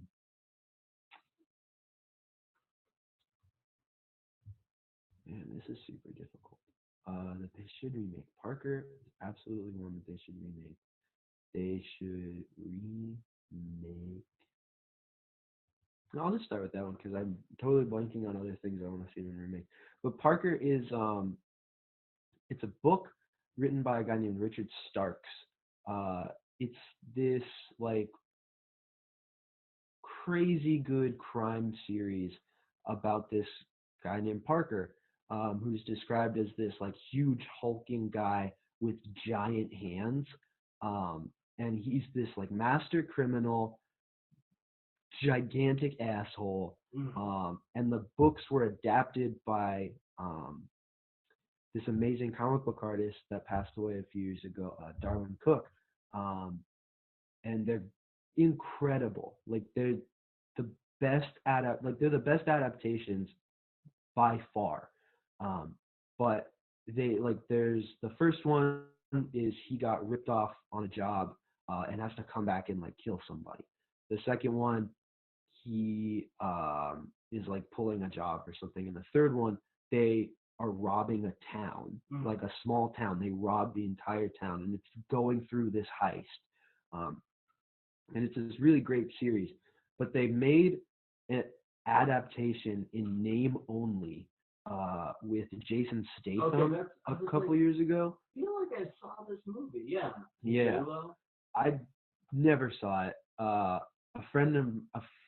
My friend John and I got super into the series, and like we love it. It's incredible. It's like a true testament to like adaptation, like comic book adaptations. It's glorious. But they made this movie that's an adaptation in name only when they could have made like a truly excellent like crime movie. You just first off get rid of Jason Statham, just like straight adapt the comic books because they're so good. Yeah. But I'd love to see that get remade into something better. I really like the Ryan Reynolds Green Lantern, to be honest. I like him. He's super charismatic, and I think he saves movies that he's in. But I've had a Green Lantern pitch for a couple years that I really like, where you kill Hal Jordan at the very beginning. You have him start mentoring John Stewart, and they go to fight somebody, and Hal Jordan dies, basically. And you have John Stewart, this untrained Green Lantern, and I think you could have like this really great story about like this guy that is now basically a redrafted soldier, because he was either in the Marines or the Army in his like canon. Yeah. So you could have him with this like chip on his shoulder because not only is he black, he's also like an ex-Marine that thinks like you could have him think like I know how to do this, like I'm good at this, like I know how to be a soldier. I already know how to be a soldier. Exactly. And you have him deal with people that are like, you're not Green Lantern, like you're black or whatever, like you're not our Green Lantern. Well, you could, and like you could have this great Black Green Lantern.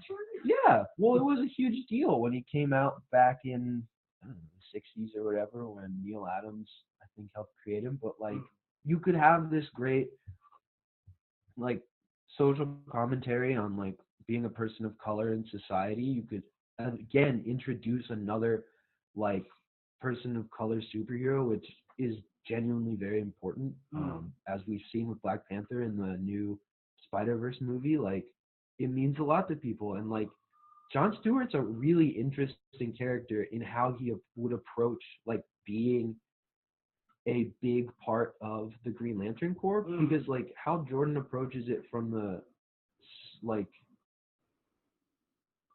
seems to approach it from the area of like I am like a lone wolf, like I can do this by myself, I don't need anyone. Yeah. But John Stewart, because he served in the military, would understand the importance of having a unit, communicating with that unit, protecting that unit, and like being a part of like something bigger to serve a greater good. You know, and like there's so much that you could do and like play with those characters.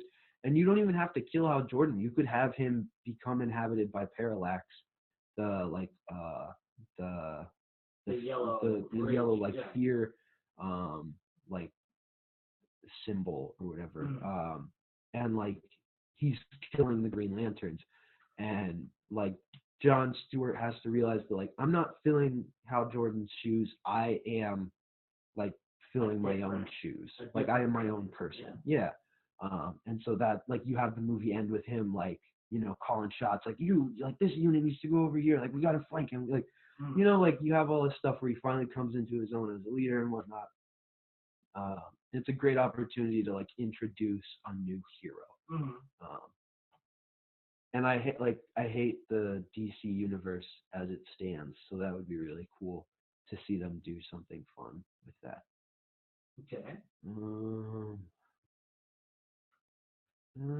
And then another.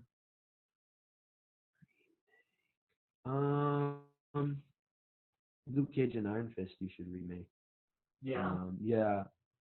I hear those characters didn't interest me and the trailers didn't sell me, so That's fair. Like Jessica Jones, I really like Jessica Jones.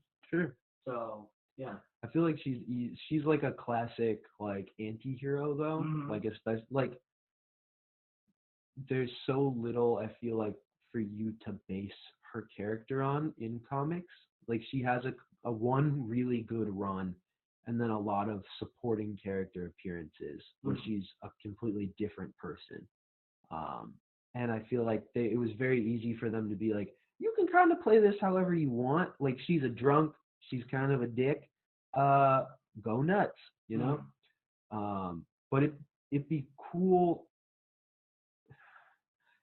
I'm gonna change it. I would redo all of Iron Fist, Luke Cage, and Jessica Jones because in the comics, what's great about Jessica Jones is that her big overarching villain is Purple Man. He humiliated and like abused and like sexually assaulted her and did horrible things to her. And in the end of her like main comic run, he comes back and is like trying to like control her again to turn her against other heroes. But they've implanted this like mental block through Jean Grey that protects her from his like presence. Yeah. So she is the only one that can fight him. And it becomes this really powerful moment of like, you know, fuck you, like you don't define me, all that stuff. You know, it's really great. But she's like this super broken character and human being.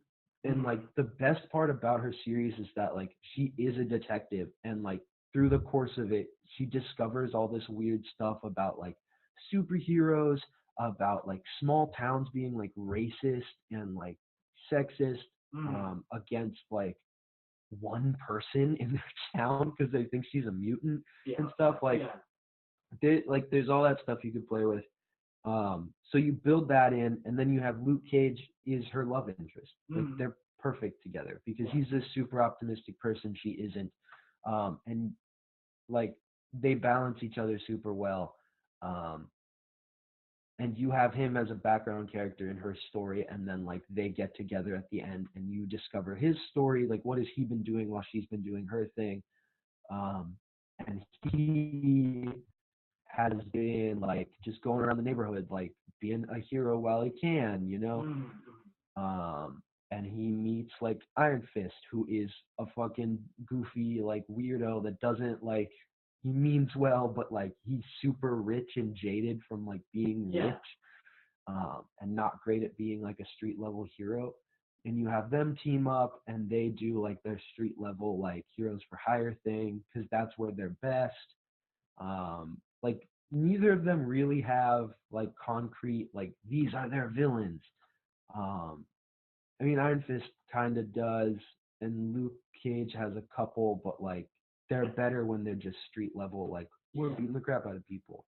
And they're trying to make it out to be like Kingpin is their overarching villain for all of And it's not super far off. The issue is just more like, oh, we killed like 3 of our best them. TV villains. We killed Purple Man. We killed the guy from Luke Cage, the guy that was the villain for the first half of the season. Like we killed all of those people. They're not here anymore. It's like, no, you have the Kingpin as the overarching villain, and then you have these other people that work for the Kingpin or are working to overthrow the Kingpin. Yeah.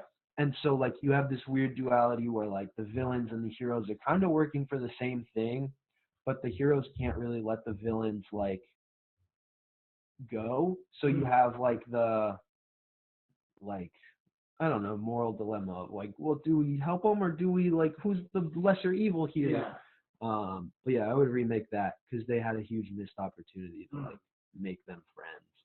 I think they tried because like most of the Marvel movies are kind of like hearted, right? Yeah. So I think they were with the TV show. They were trying to be like, oh, let's make it more serious. So I'm like, yeah, I get That's that, fine. Yeah. You can have both, and I feel like by keeping them all separate, by keeping them separate and making their seasons so fucking long, like you wrote yourself into a corner of like, well, shit, we have to stretch out this person's character development over 13 episodes. Yeah. They only have 2 or 3 villains realistically. I don't know how we're going to do this. And like Luke Cage, they made him so boring because they don't have enough money for the show. Yeah. Like there's only so many times you can see him walk into a room, get shot, nothing happens, like it's boring. So like you need. Well, it's the Superman paradox, right? Yeah. You make a hero with absolutely no weaknesses, then the only thing that's going to affect him is emotional. And Yeah. I'm like, yeah, I get that, like, emotional, intellectual things, but it gets boring, especially if you're like watching it on TV. Like, it's an action film where the action is he's crying. Yeah. Yeah. And that, like, there's just like cooler stuff they could have done with them together, because like there's a great series where Iron Fist is just like a straight goofball and Luke Cage is the straight man, and like it's perfect because like he's the indestructible straight man that's constant, like his friend is constantly getting him into fights that like don't need to be fights, and he's the stronger one, so he's kind of like keeping his friend out of harm's way, like it's perfect. So like I would remake that, and I would leave Daredevil alone. But also, I would clearly define Jessica Jones's powers and Iron Fist's powers, because as it stands, Iron Fist is so underpowered and like shitty. Like his powers don't make any sense. Like he has to recharge them for some reason, which doesn't make sense. And then he's also bad at like fighting. Like if Daredevil can beat you and you have powers like in a street fight, like if he can beat you in a street fight, you're bad at fighting. Like a blind man just beat you in a street fight. Yeah, he has been trained, but you were trained by monks in a mystical city and you have magic powers. Like how are you not better at this? Or at least like toe to toe. Yeah, at the very least. Yeah. Because it shouldn't be that Iron Fist can take him out in one punch. But it should be like Daredevil shouldn't be having this easy of a fucking time. It's the battle of the ratings. Like it's ridiculous. Daredevil gets better ratings. He has to beat Iron Fist. Yeah. Well, didn't they already say they canceled? They all got canceled. As of today, they're all canceled. Even Jessica Jones? All canceled. Wow. And the Punisher. Huh. Punisher, Luke Cage, Jessica Jones, Daredevil is canceled. Wow. Apparently, it might be coming to Hulu, and I hope so because I think the guy that plays Daredevil, Charlie Cox, is incredible. Like he does a really great job. And out of all of them, I genuinely feel like he deserves to be in the MCU. Same with like, I think Grant Gustin and Stephen Amell deserve to be in the DC universe. Like they amazing work. Why? That was my big thing when they announced like, not Idris Elba, the new Flash, the Marvel or the movie Flash. Ezra Miller. Yeah, that's it. Ezra Miller. Yeah. And I was like, why would you hire somebody else to be the Flash when you already have a Flash and you already have a guy who's established the Flash character, who's like got, I think it was, they announced it at season 2 or 3 of Flash, so like he's already got 48 hours at least of being on camera as the Flash. Like, yeah, and people like him a lot. Yeah. Yeah. And so just bring him over. They wouldn't even let him audition. Mm. Like one of the guys Send from in the your show. audition tape. Have you seen seasons 2 through 3 of The Flash? Yeah, no, it sucks. Like one of the guys from The Flash was like, you know what? It's better that he doesn't get to because he's gonna do bigger things without this, and it's better that he doesn't get like just build into that for the rest of his life. Well, and also in hindsight, like maybe he doesn't want to be part of because like his Flash is comical and they have fun and it's lighthearted at times and serious at others, and like the movies are just like there's no joy in those movies. No. They fucked that up too, where they made the power imbalance insane in Justice League, where if all of those superheroes can't stop Superman, then you have an issue. Yeah. Like you've done something wrong. If they can't stop Superman and they can't beat a villain without him, then they're useless. Yeah. You have effectively made your entire roster of superheroes fucking useless. So what's the point? Why am I watching this movie? Yeah. Like that. It's College Humor made fun of that way back when. I think it was after Man of Steel, probably after Man of Steel, but I think right after they announced Batman v Superman, and they had like a little teaser of like Superman turns on the bat signal, and Batman shows up and he's like, what do you want? Blah, blah, blah, blah. And he's like, I want to team up. And he's like, why would you want to team up with me? You could stop all crime in like the blink of an eye. And he's like, but you're so cool. And he's like, so it's an image issue? Like, yeah, it's so disappointing. Yeah. It's so disappointing.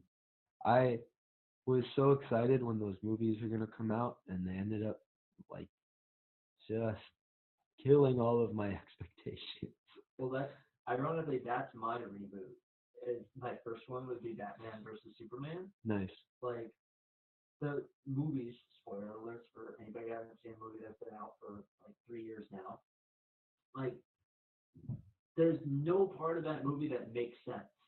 Like, there are nice 5-minute chunks. Like when they have the parademons, I'm like, oh, this is cool. They found a way to put in parademons, and like, oh, this is cool. They have this other thing, but cohesively, it doesn't make sense. It's like they had 6 directors working on 3 separate movies, and the editor was just like, let's make it one. Yeah.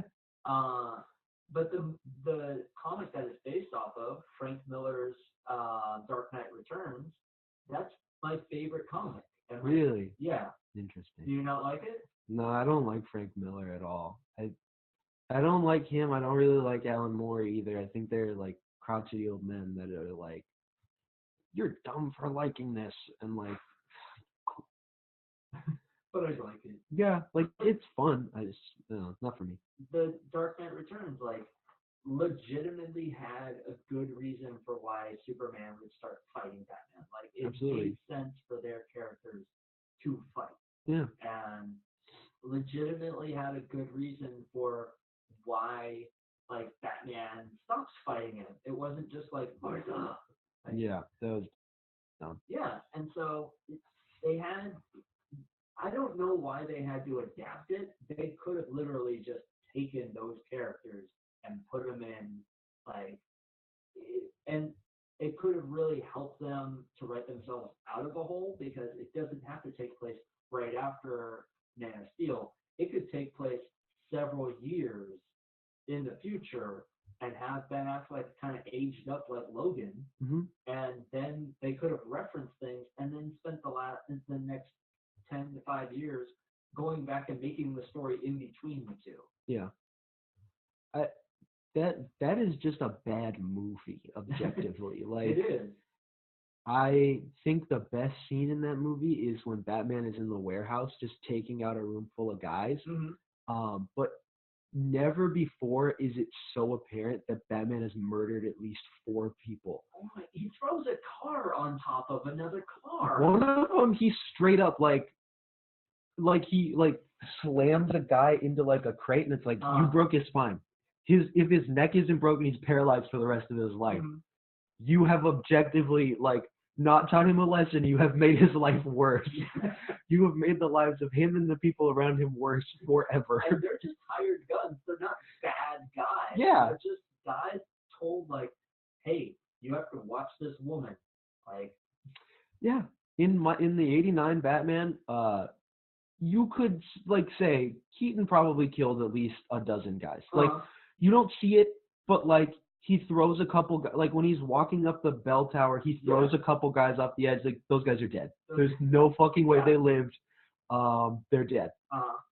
That's all there is to it. But like there is still an argument like, well, we didn't see it, so maybe he has like a net or something down there. There's a bat pushing down there. You don't carries around shark spray. Exactly.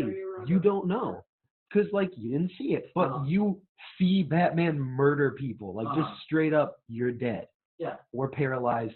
Or your life is ruined because your arms don't work anymore. Like, that is... It's cool, but, like, you ruined what a character stood for. You ruined what, like, a franchise could have been. You, like... shoehorned in so much extra stuff that it's just straight garbage. Like you added in stuff that doesn't make sense. Like it's just a poor story, and like, I don't know. And it's a poor craftsman that isn't willing to admit that something is broken. You know, like the fact that he's still like, no, I was trying to do all this stuff. It's a good movie. It's like, no, it's not. What are you talking about? I laughed out loud in the theaters.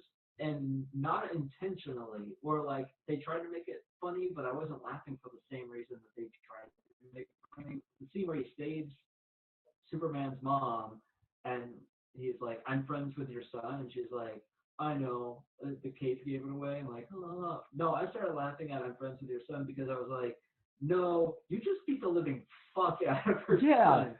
He's like, he was next to dead, and you were going to throw a kryptonite sphere through his heart.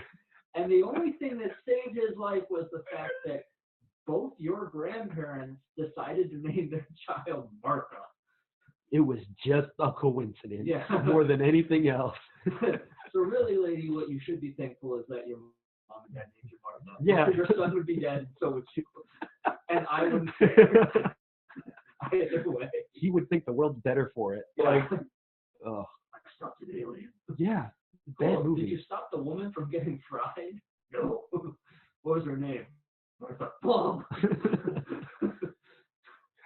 Yeah, that was bad. I wouldn't remake that, actually. I would leave the entire DC universe alone because they fucked themselves so bad, and they deserve to live with that shame. Yeah.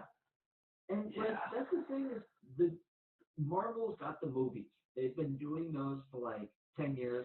Agents of S.H.I.E.L.D.'s doing relatively well. You know, some people have problems with this season and that season, but it's getting the ratings. Your DC, your shows are doing really good.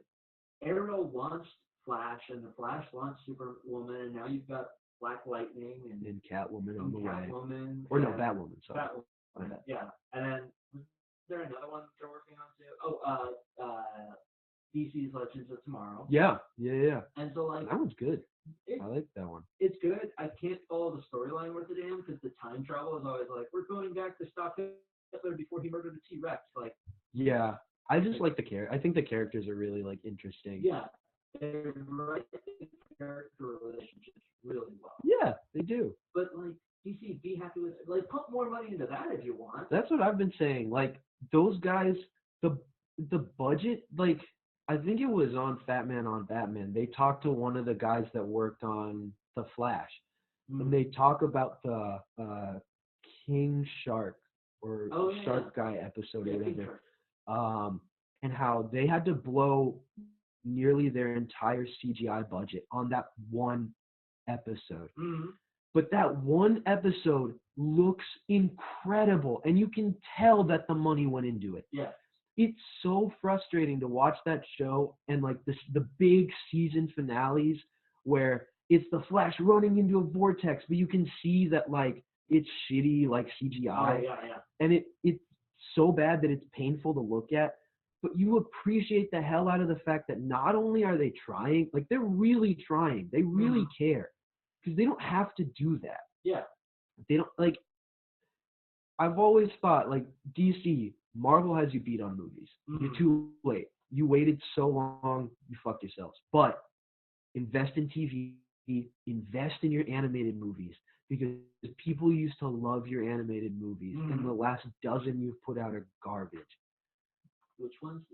So they put out The Killing Joke, which had the no, Batgirl yeah. sex scene, Yeah. which I just can't get behind. They put out Batman, where he's a samurai, which premise-wise, sure, but I've heard nothing but bad things. They put out the Harley Quinn and Batman, where she basically, see, but it wasn't meant to be serious. Like, yeah, I thought it was a nice romp. Like, all right, I'll give you that. It makes me like the scene where she like seduces Dick Grayson makes me genuinely uncomfortable. I thought it was funny that they actually went there. Sure, I don't know. I've been in like similar situations, and like Tied to a bed by a psychotic woman. Situations where like a woman that you're like slightly interested, like you're on the fence about, and you're like, I don't want to do this, and she's just like trying to get you there, you know. I've just had it go the opposite way, where I was like, no, like I don't, please stop. Yeah, I don't know, and like they used to have a really good animation style, you know, like the Batman the Animated Series is one of the best animation styles I think I've ever seen. Like, it's so good. And like even like the Dark Knight Returns animated movie, like incredible animation. It looks so good. Like I always loved like the like how it is cartoony. It's like broad shouldered and like you know, buff, but like in a kind of silly way. Yeah.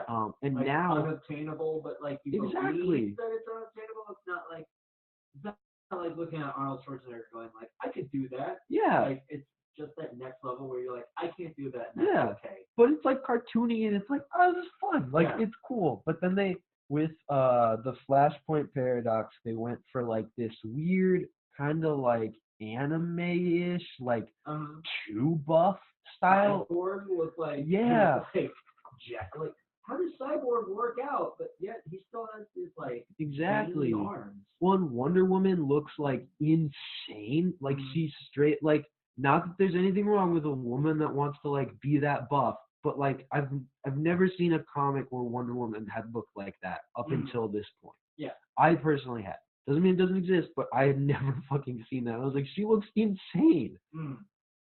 And like that just started this trend of what I think is just cheap animation. Yeah. And I think like I don't know, it feels lazy. And then like they introduced Damian, and the voice actor for Damian Wayne is like not my favorite. That wasn't in. That wasn't in that. Sorry, oh, okay. No. It was much. It was later, but they like then he was in like all of the like Batman animated movies, and it's like boring like now, and it's like you guys had such a good thing going, like come on. But did you see Gotham by Candlelight? I did not. That one I'm interested in. I bought that one because I was like, okay, that sounds like interesting, and they changed it. They changed it enough that I didn't feel like, oh, they're trying to tell me a Batman like prequel story, like the Batman that happened before. It's a complete what if. Okay. Like, and so I really like it because they incorporate all three Robins in a good, interesting way.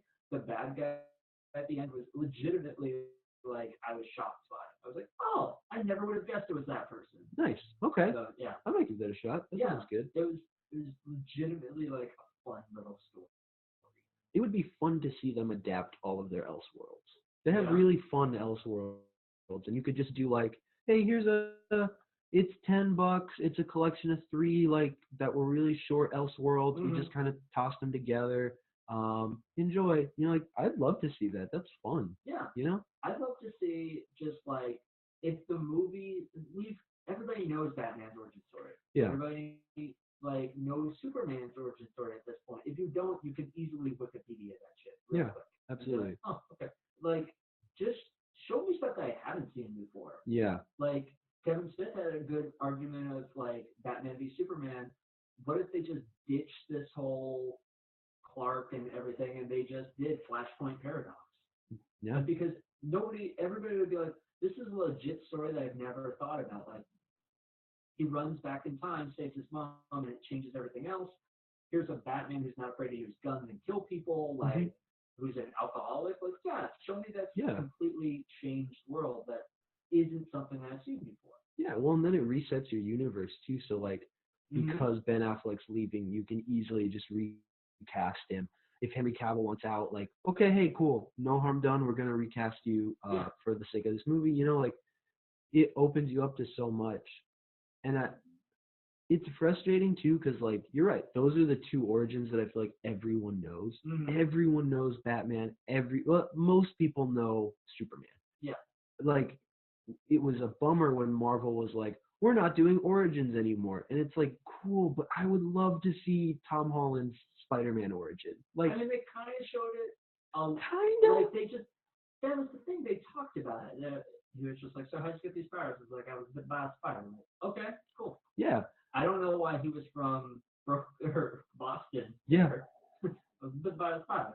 I just want to see. I love the Uncle Ben bit more than anything, and I feel like that bit is so key to who Spider-Man is. Like it always like it's a big choice to be like, no, we're not showing that. It's like, fine, but please. If you get somebody super hot to play, I don't find her super hot, but apparently society does, to play Aunt May. Like, you're wrong. She is so attractive. I don't. It's Marissa Tomei, and she looks better as she gets older, like Jennifer Aniston. It's insane.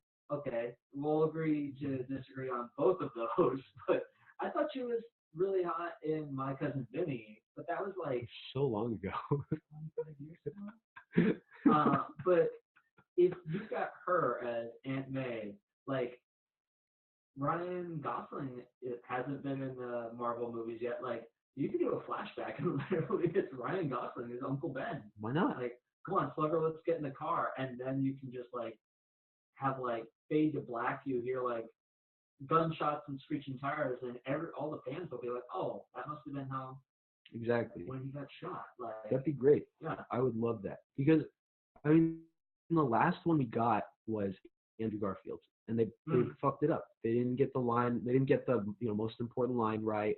Really? Like, I didn't see those movies. I loved those movies.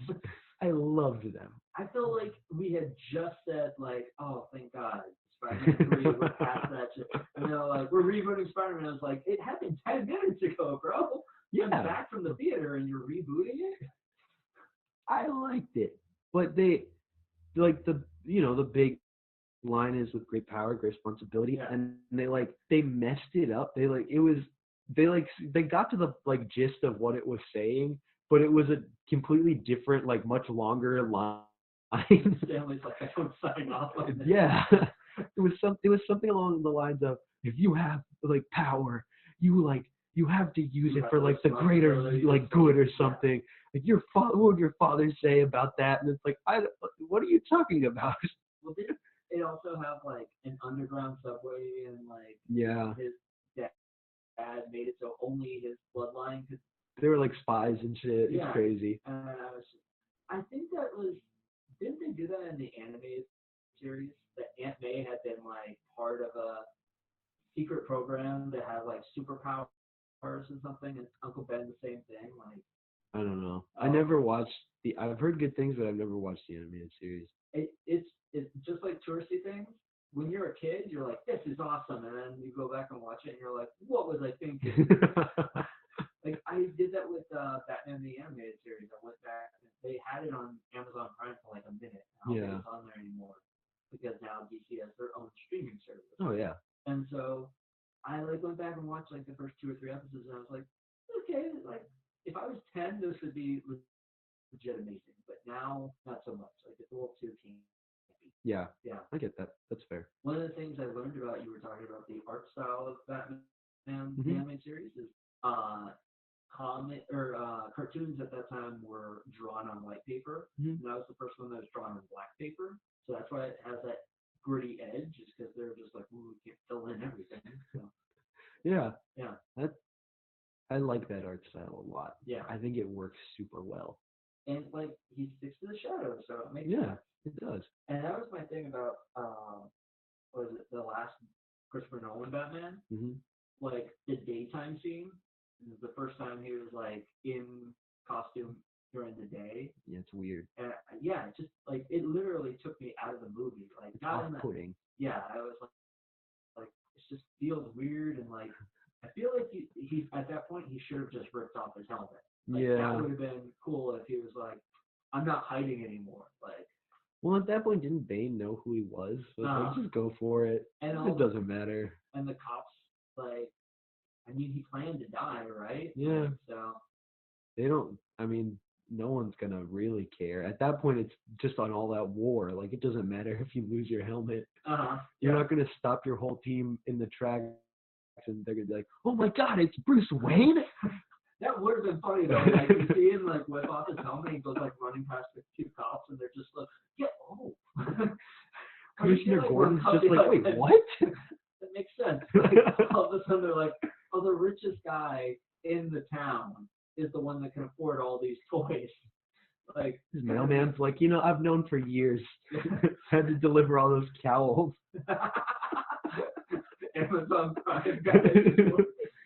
This would explain all the grappling hooks. Yeah, like a grappling gun? Really? Really? It's a Bruce Wayne man.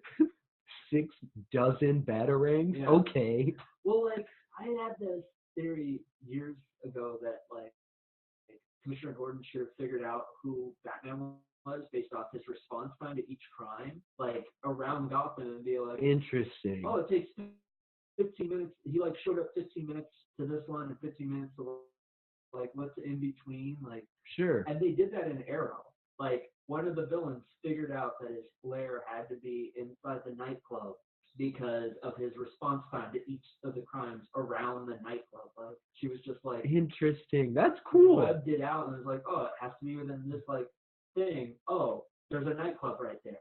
I'm sure, like, he comes out of the nightclub or he works out of the nightclub and blah, blah, blah, blah. And I was like, why haven't the cops figured that out? Like, there's a task force specifically trying to find this guy in the show, and some villain in the course of like 30 minutes is like, I can figure it out. That's cool though. That's fun. Yeah. Actually, I like that a lot.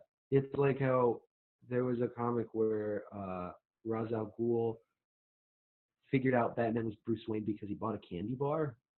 Like he somehow found the receipt of a candy bar that was for Bruce Wayne, but it was on Batman.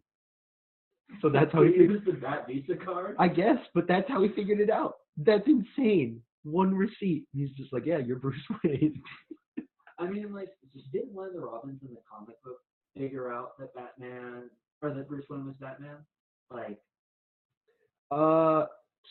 sort of. He stole the tires off a Batmobile. I know that was Jason Todd. That was Jason Todd. But, you know what? Tim Drake did. Yeah, you're right. Yeah. Tim Drake figured it out. Yeah. It took, yeah. And I think that's why in the movie they had Blake. Like, in the Nolan universe, they had Blake was the cop that figured out who Batman was. Stupid fucking reason that he used. Like, I've seen sentences in those people. But, like, that's weird. I don't remember a lot about those movies, I'm realizing now. I remember thinking, like, why didn't you just go for it? Like, you named him Blake. Like, just make him Drake. Yeah, it's so much easier. Yeah, and then, like, at the end, they called him, like, oh, you should use your birth name, Robin. And I was just like, come on. It's a weird birth name Right? too. Your 'Cause parents even must like, it. even even like Dick Grayson, that like his name isn't Robin. Yeah, exactly. Dick Grayson. Yeah. So that would have been cool. If, like, I don't know, like he showed up with a Robin on his shirt, like Yeah. to pick up the spelunking bag that Bruce Wayne had left him. That's right. It's a weird movie. He left you this spelunking. I would have loved it if he was just like tossed in his like closet. He gets home and it's just like, I don't feel like going spelunking today. Yeah. Yeah. It also like leaves a lot up to him. Like, are you gonna figure out, like, are you just gonna go like cave diving now, or are you gonna know exactly where to go? Like, I think there was like GPS or something. okay. GPS device. The plot holes in that movie were pretty. You could drive a Batmobile through them, but it was a solid, like, It was fun. it was. I didn't like that Batman never seemed to, like, he's supposed to be the world's greatest detective, and you see him do detective work like one time. Yeah. Yeah. The only time I remember it is when he's doing the ballistics test, and I was That's like, the one that's time. cool. That's Yeah. fucking cool. Nice. And then the rest is him, like, yeah, kind of. It feels like Alfred does a lot of it. Like, all right, Alfred, I'm the greatest detective, but you're my sidekick. And Alfred's like, I'm doing all the detective work. This could just be Pennyworth investigation. Yeah. Well, have you watched Gotham at all? No. Oh, I loved Gotham. Okay. Like, second season, I was a little upset at because it seemed like they were like, oh, first season, cool. Like Edward Nygma works in the crime lab of Gotham PD, and the second season they make him a villain, and so they have all these people becoming villains, and Bruce is still like 13. Yeah. So he's gonna be like 21, don the cowl, and go fight these like senior citizens. That was my biggest like complaint about it, was just like, what, he's a little kid. Mm-hmm. How, like, you want him to fight full grown adults? Yeah. How? Even if he like works out every day for the rest of the show, like those adults are still adults. Mm-hmm. He's a tiny child. Yeah, and it was cute. Like, he had Alfred teaching him how to box. And I was like, cool, Okay. that's cool. And then he like started training with ninjas, and I was like, that's a leap. Yeah, So, that's definitely a little bit too much. yeah, you can tell they're either this kid is growing too fast, or they're doing that like walk on stilts thing. Yeah. Probably the second one. You know Robert Downey Jr. does that, right? Yeah, Like he's tiny. in all the movies, they give him like stilt shoes. Yeah, so does Tom Cruise. Yeah. So he's still a maniac. He's still the best.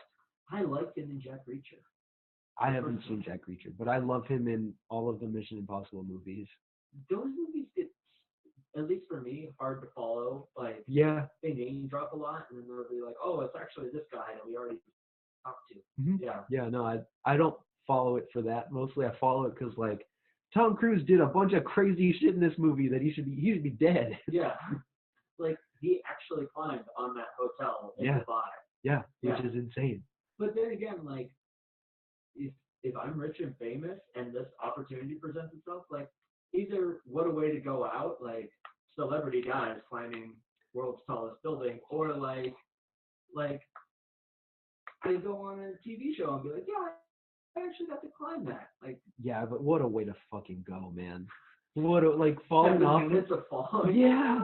Just, you come to terms with your death. You're like praying to whatever God you believe in.